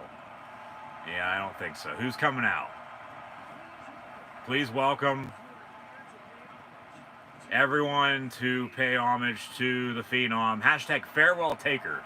Thank you, Taker. Here comes the money. Here comes Shane O'Mac. Shane McMahon returning tonight at Survivor Series.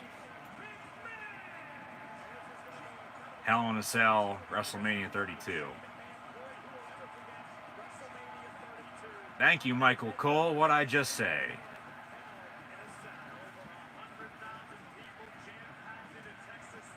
That was a damn good match. I remember watching that. So Shane O'Mac out first. Who's coming out next? Taker's going to come out last. Kane's probably going to come out next to last. But Shane O'Mac gets us started. Big Show. All right. They got something set up, it looks like, on the side of the entrance ramp. Can't really tell what it is. It's some sort of something that Bad News Wade Barrett would stand on. Or, bet you any money those are going to be torches and there's going to be flames coming out of them. And then they'll have the Druids walk down, maybe. I don't know. We'll see. Who's coming out next? So we got Shane O'Mac, Shane McMahon, and the Big Show.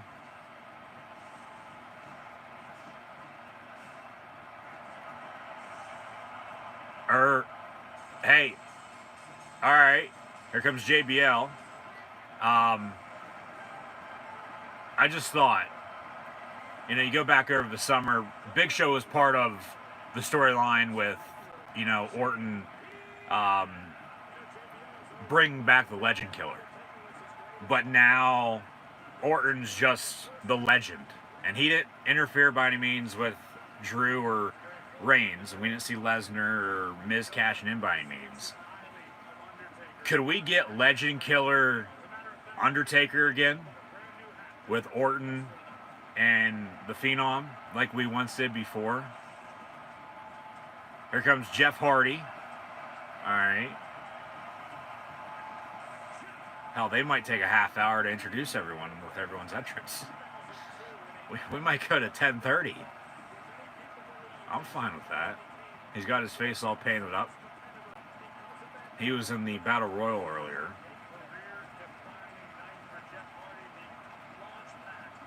So hashtag farewell Taker, hashtag thank you Taker, as it's Undertaker's 30th anniversary since debuting.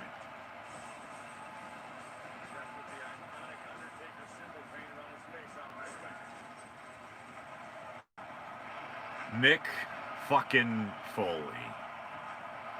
Hell in a Cell.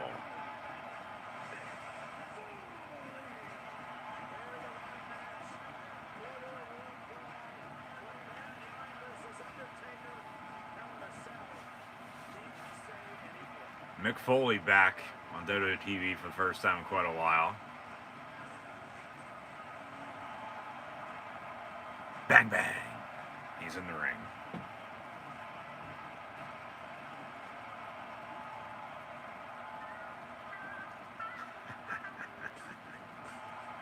All aboard.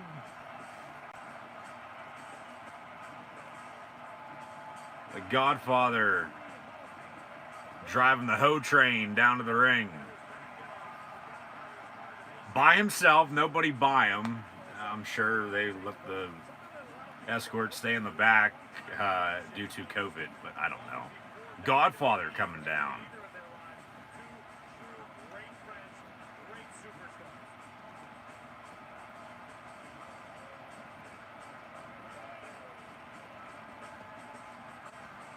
It's good they're doing something like this during a pay-per-view rather than on a Raw or SmackDown, because normally these always happen on Raw. And you know they always go bad at the end and it, closes out the show. So that's what's going to happen tonight. You just don't know who it's going to be.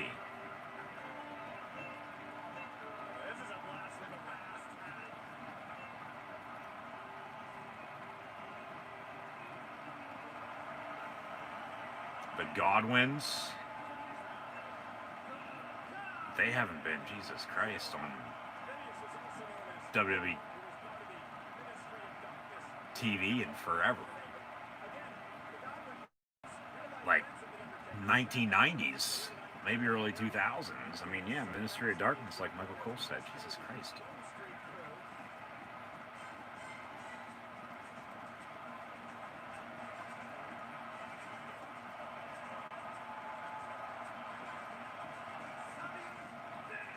Savio Vega. He drops his flag, catches it, puts it back around his neck, and he's also getting in the ring.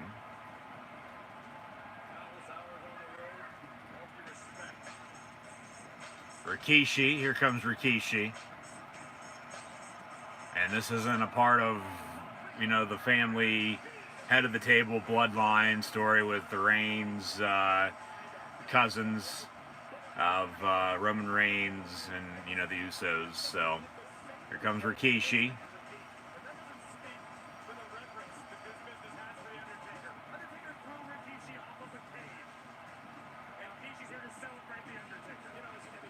Kevin Nash or Scott Hall. Hey yo.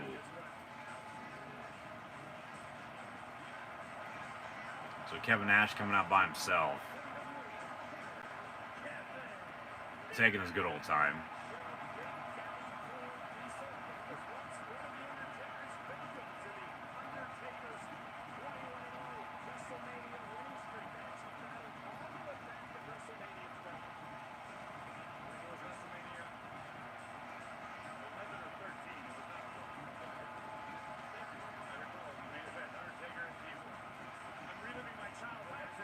Corey Graves, I'm reliving my childhood as everyone comes out. Booker T. All the battles they had on SmackDown. What if they got Batista to come back for this? You think they did? I mean, somebody asked earlier, you know, when I started watching wrestling, that was, you know, WrestleMania 23, you know, it was Undertaker, Batista, World Heavyweight title. You know, it was around that time. They'll probably have Triple H come out, probably Shawn Michaels. We'll see. Yeah, here comes Heartbreak Kid. Here's HBK, Shawn Michaels. WrestleMania 25 and 26 before they did 27 and 28 with Triple H. So 4 consecutive years he paddled DX at Mania. Thank you, Michael Cole. What'd I just say?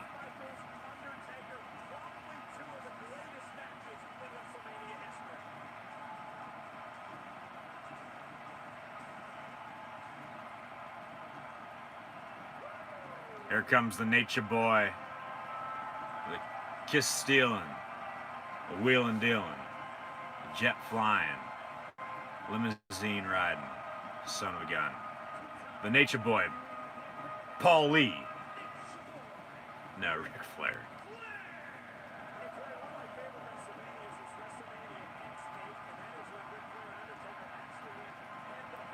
WrestleMania 24, obviously Michaels retired Flair, and then the next night Taker came out. They're saying goodbye to Flair. He was on one knee, and Taker was legit crying. Like, you don't see that from him. Hell, you didn't even see that from him up until just, you know, inside of his world until just recently. You know, with the documentaries that they've been doing and all the interviews that he's been doing so far this year with The Last Ride and, you know, Broken Skull Sessions, and just all the docs and all the interviews. So Ric Flair now.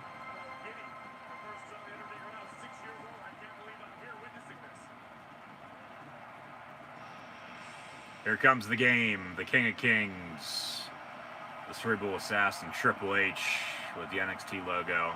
It's all about the game. Here comes Hunter, Hurst, Helmsley, Paul Levesque, Triple H. They get The Rock maybe to come back. Triple H does the Undertaker's signature with the eye roll, and then, you know, the throat slash. There's what, a good 15, 20 people in the ring right now. Because this is sort of, you know, like I said, normally on a Raw or SmackDown, not on a pay-per-view. Whereas, you know, now it's on a pay-per-view tonight, which is a good thing. But when they did Flair's birthday, remember that's when Batista was dragging him around backstage, and then that set up Batista Triple H for Mania. So Triple H hugging it out with everyone. Kane, the mayor of Knox County. Glenn Jacobs, Kane. Wonder if he's going to be dressed as Kane. Yes, he is.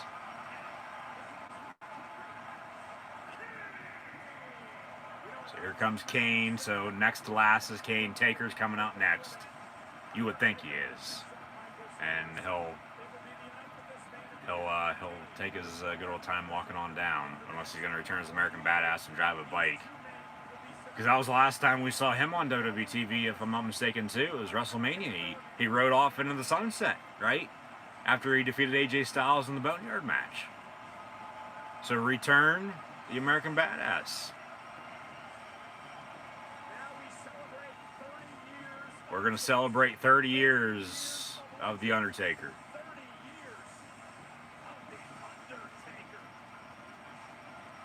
And they fade to black.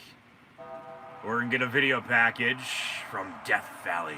This was 30 years ago tonight. The Undertaker debuting at Survivor Series. And now we're going to celebrate 30 years of the Phenom. And all the highlights. Getting chills. But, I mean, list goes on and on. You know, the lightning strike. We got Metallica with the same music he had for the Boneyard match. You know, so maybe he is returning as the American Badass. Maybe he's not done with AJ Styles just yet. You know, all the sit-ups.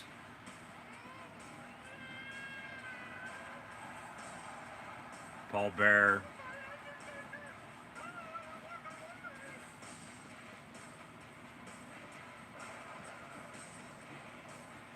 The Hell in a Cell match is, you know, his rivalry with Kane. I mean, he was a world champion how many times? You know, the matches with Michaels and Triple H. I mean, the list goes on and on and on. 30 years.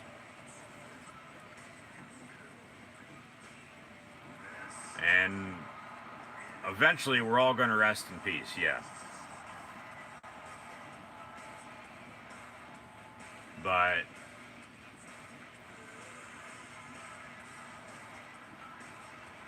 if they were smart, yeah, him throwing Foley off of the top of the cell. Brothers of Destruction with Kane, yeah. American Badass. If they were smart, they'd have Druids bring a casket out and have somebody be in it, and then he'd open it up, and then whoever's going to be in it, as, you know, it's been before. But, you know, all the last rides, all the famous leg drops, the choke slams, straight to hell, the tombstones, you know, the eye roll, the throat slash, and then, you know, fist in the air, and walking off into the sunset, into the night. There will never be another Undertaker, no. Yeah, Edge, they said he was supposed to be there along with Kurt Angle. They didn't come out by any means. Yeah, his history with Edge, too, honestly. You know, there's Batista. They're having some... Yeah, Cena. All this shit with Cena, for God's sakes. Like, they're having this video package roll on with some interviews from, you know, the Last Ride documentary and just everything he's done as of late, you know, seeing the other side of the Undertaker that we, you know, never got to saw in the ring. To ride the edge of the lightning bolt for 30 years, he's had hands down one of the absolute best careers in the history of the business. It's the best character of all time. By far. I mean, you know, an Undertaker's a mortician, a funeral director. Like, The Undertaker as a wrestler, like, come on. Like, he's the dead man. He's the Phenom. He's the Undertaker.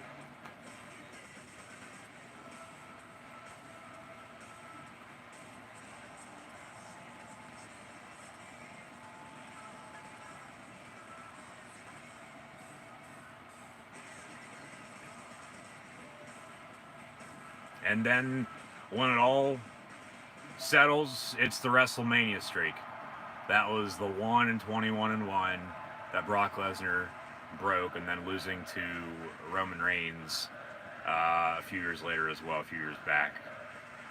So he's only lost twice now at WrestleMania. But now tonight at Survivor Series, 30 years later, after the debut of The Undertaker, please welcome... Here comes Vince, Vinnie Max coming out. Oh, Vince is in the ring. He has a lot to say here other than just thank you. But thank you is good enough. Because if he didn't have The Undertaker, he wouldn't be in the spot he's in. So everyone that was just in the ring came out is not there now. Vince is in the ring by himself. Vince is probably going to get choked up, honestly.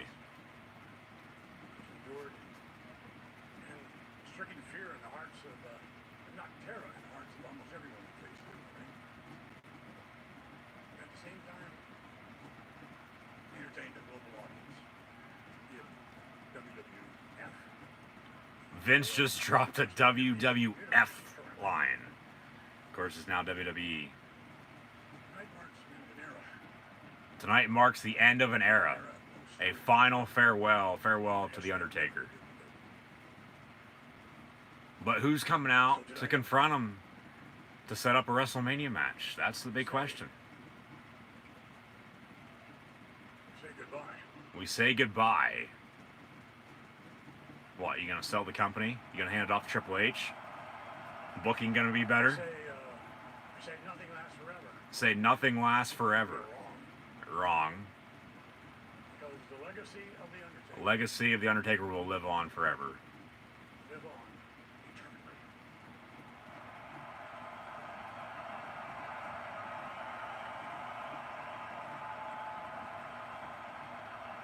So now I give you the Dead Man. Vince gives us the Dead Man. Phenom. The Phenom. Ladies and gentlemen, the Undertaker. The Undertaker. Gong. And the lights are gonna go out.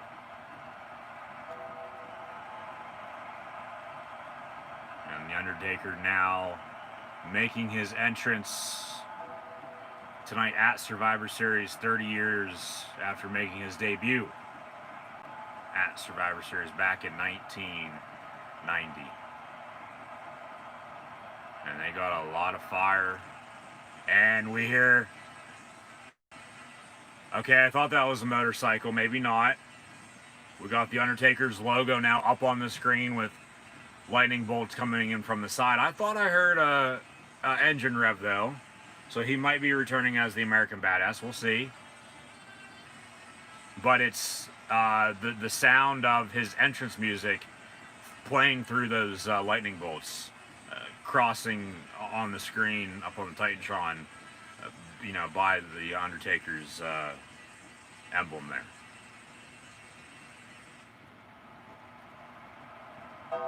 Another gong, more fire.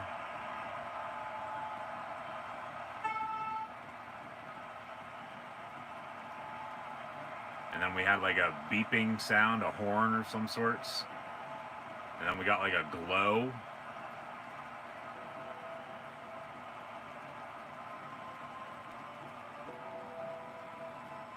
Alright. As the dust settles, it looks like a moon.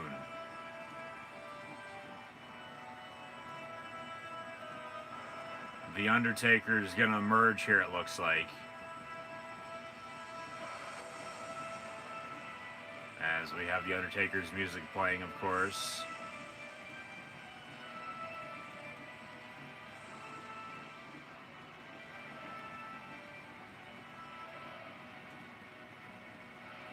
And here comes the Dead Man. You can see him standing there. He's starting to walk down the ramp now. He's dressed as the Phenom, the Dead Man himself, the Undertaker.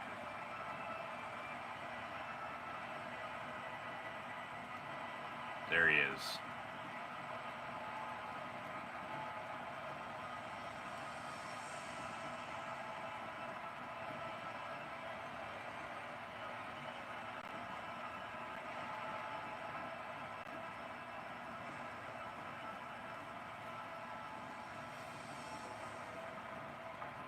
And now the moon up on the screen. Undertaker walking down to the ring. Mark Calloway. Mean Mark the Undertaker. 30 years. 30 years.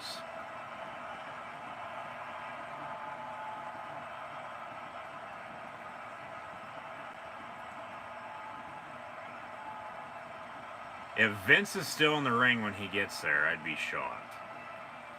But if he is, they'll probably talk. Vince might say, hey, like, no, I still need you. You're going to face this man. And somebody's going to come out. Something stupid.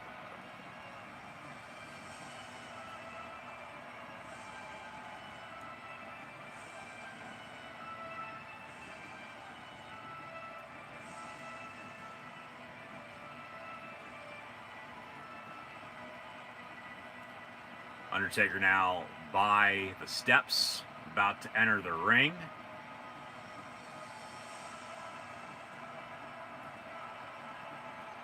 And they are giving this time, which is a good thing. They're going to let this play out.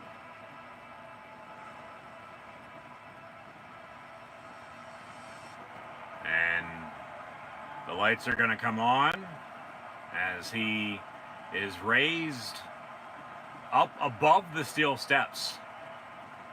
He's literally being lifted into the air.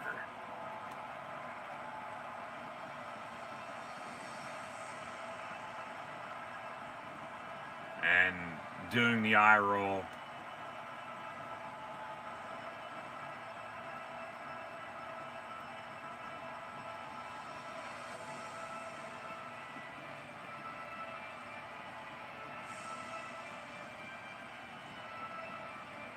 Or maybe Taker's going to say, I'm not done yet. Like, you're telling me this is my final farewell. I'm not done yet, you know?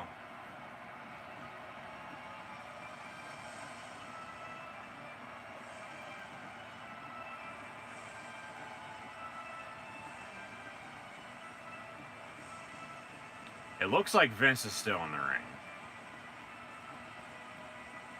They're really hitting fire hard. Going all out, and rightfully so. So they lifted him up. He's now on the ring apron, entering the ring, as he does through the middle rope. Or he'll probably say a few words. Or try to start talking. And then somebody's going to come out and interrupt him. Or just as he's about done. Something along those lines, because that's normally how it goes. I don't think Vince is in the ring. Doesn't look like it is. Like he is.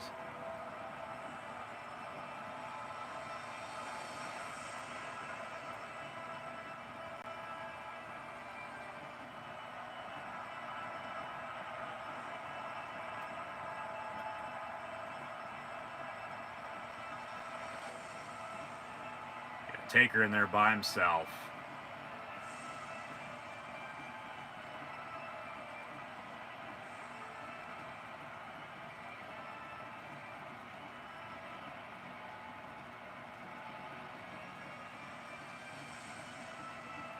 We have not seen The Undertaker, as mentioned, like I said, I don't believe since WrestleMania 36. That was night 1 at the end of the Boneyard match after he defeated AJ Styles.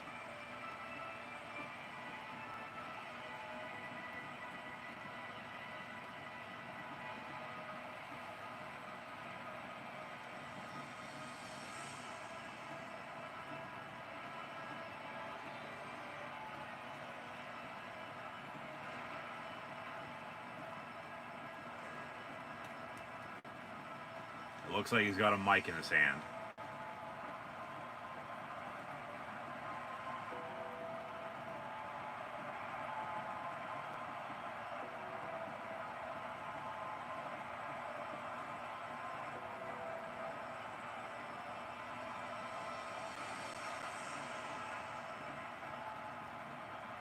So his music cuts.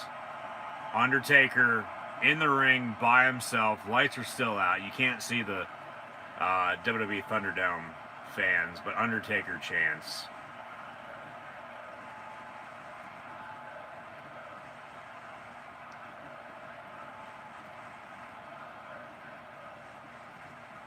Maybe this is it for him. I don't know. Maybe he's done for good. You know, he can't wrestle forever. But it just has that feel that somebody's going to come out and interrupt them, and it's going to lead to a WrestleMania match.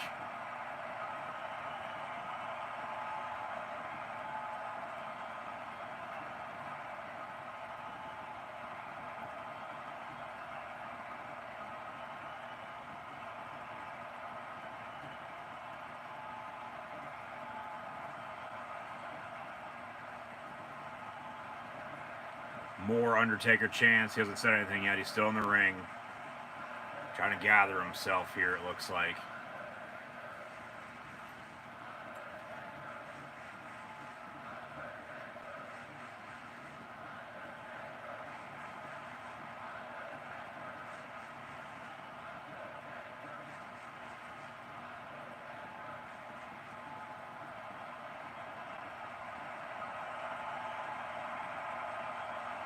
And he even said he didn't know what he was doing for tonight. He said that publicly.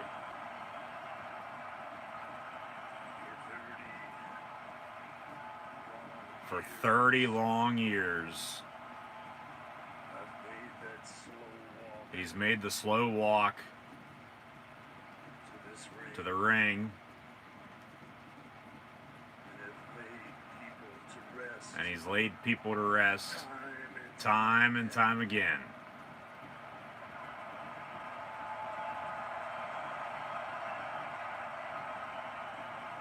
Digging holes and taking souls.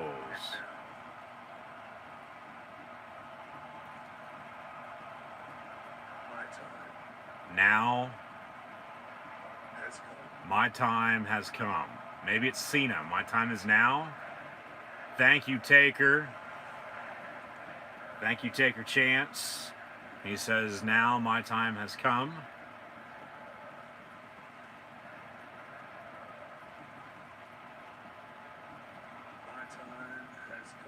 My time has come.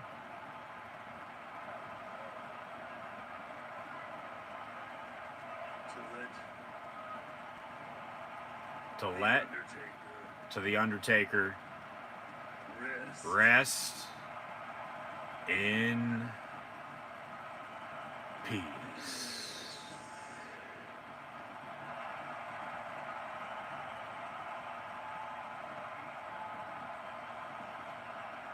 The time has come for the Undertaker to rest in peace. What else?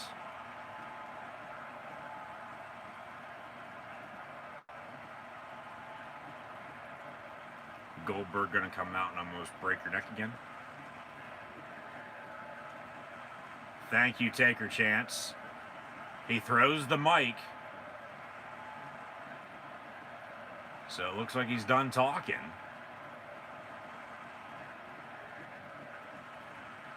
And he's gonna tip his hat, down on one knee, do his signature pose.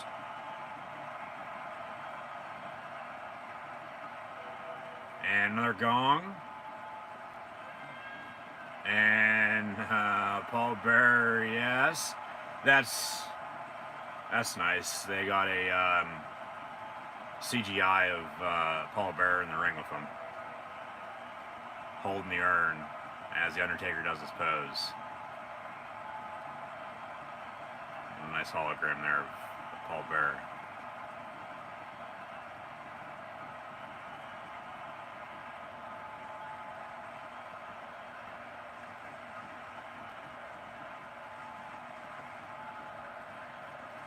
More Undertaker chants.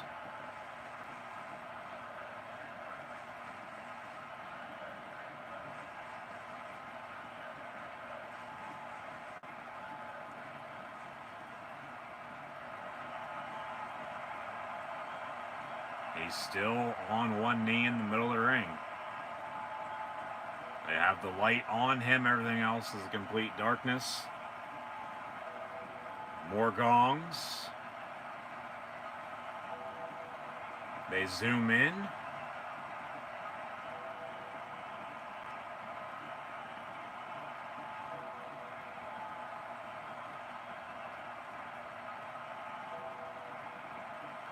And this looks to be it.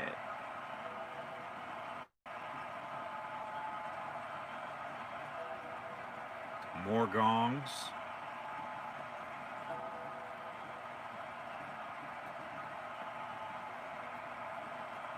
He's going to get up off the one knee. Lights come up. Come back on. Music hits.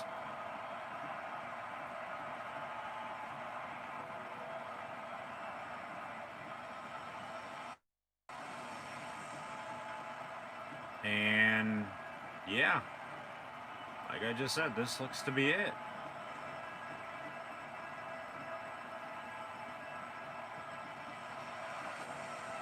He does the throat slash with the eye roll, tongue sticking out.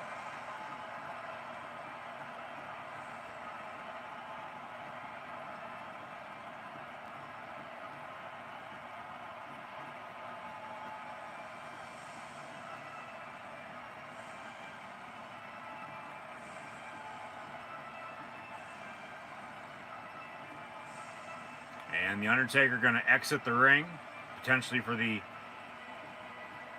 final time ever.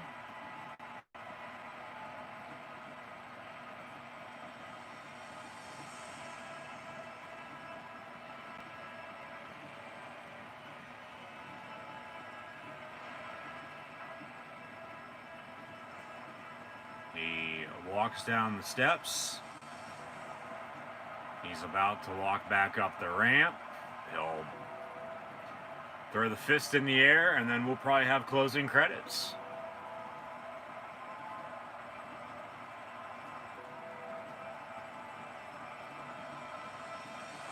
And the Undertaker's gonna fade off into the night, into the darkness, as the Undertaker can now rest in peace.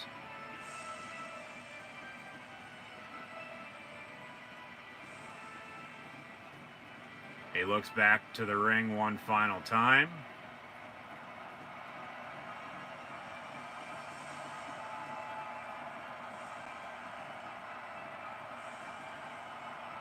Looks ahead.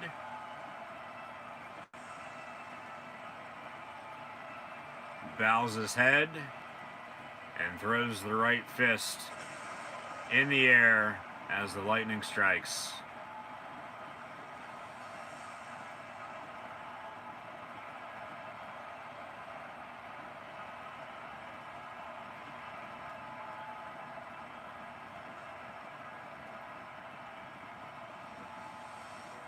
And closing credits.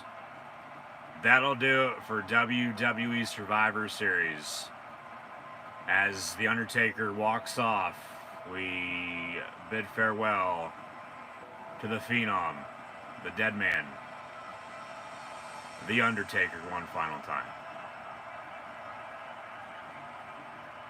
And they fade to black. That is it for WWE Survivor Series. A bit disappointing that nobody came out and confronted him. It does seem that The Undertaker has now officially retired, and The Undertaker will now officially be resting in peace. The Undertaker, for now, is dead. Could he return? Yes. When he will return, I don't know. We'll see. But that was a nice closing to Survivor Series tonight. A nice closing on the 30-year chapter of The Undertaker's career in the WWF WWE. So, overall, Survivor Series, a below-average show. The best match of the night was the main event, with Roman Reigns defeating Drew McIntyre.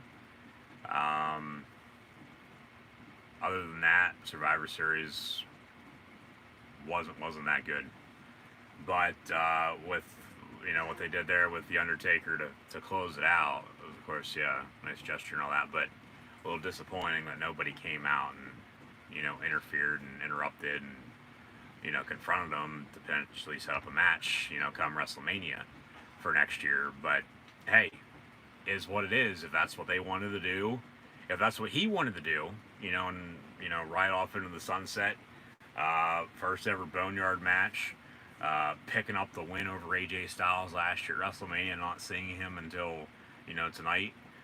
Comes Survivor Series. The Survivor Series was based around him, but they didn't do anything with it until the end, and rightfully so. You want to go out with a bang, but just disappointing in my opinion. At least everybody has their own opinion. Let me know in the comments below what you think, but I just thought it was a little disappointing that they didn't have anybody interrupt them to potentially set up a match in the near future. But if he wants to for sure retire and be done with pro wrestling as a professional wrestler, then okay, so be it. Move on. End of story. It's the end of that part. What's next though for Mark Calloway, as the Undertaker is now officially dead. The Undertaker, R.I.P. Undertaker, rest in peace. There's not much else to say, honestly. He's gone. He's done. And Will he come back? Probably, matter of when, but I don't know, exactly when. It was actually good that they had him win the last match then, during a pandemic, the start of a pandemic this past spring, and then not do anything with him until now, and then, have him, ride off into the sunset, literally. But we'll see what happens moving forward. But Undertaker, done, dead, and over. The Undertaker's career as a WWE wrestler has concluded. Wonder where burial will in fact be at. But nonetheless, Undertaker's career done, and we'll see what happens moving forward. But the Undertaker is long gone now. He's dead, and all you can rest in peace. Thank you for tuning in and watching my live reactions play-by-play. Be sure to like, follow, and subscribe on social media. So everybody now next weekend for more live reactions play-by-play live right here on YouTube of college football and the NFL. In 2 weeks we'll have NXT TakeOver War Games, and then about a month from now we'll have WWE Tables, Ladders, and Chairs, WWE TLC, to close out the calendar year before the Royal Rumble next year, about 2 months away now, end of January, as they'll be moving the Thunderdome from Orlando to St. Pete, just south of Tampa, at the Trop, home of the MLB's Tampa Bay Rays. So they'll be in a baseball stadium, and I talked about that earlier. The production's probably going to be a little bit bigger and better because they'll have more room, but only time will tell. We'll find out over the next few weeks or so, because next pay-per-view TLC will in fact be there. So we'll still have Raw and SmackDowns inside this Thunderdome for now, but to close out the pay-per-views that they've run since SummerSlam, with SummerSlam, Clash of Champions, Hell in a Cell, and now Survivor Series, it ends with The Undertaker saying goodbye and calling it a career. The Undertaker is now long gone and dead. May The Undertaker rest in peace.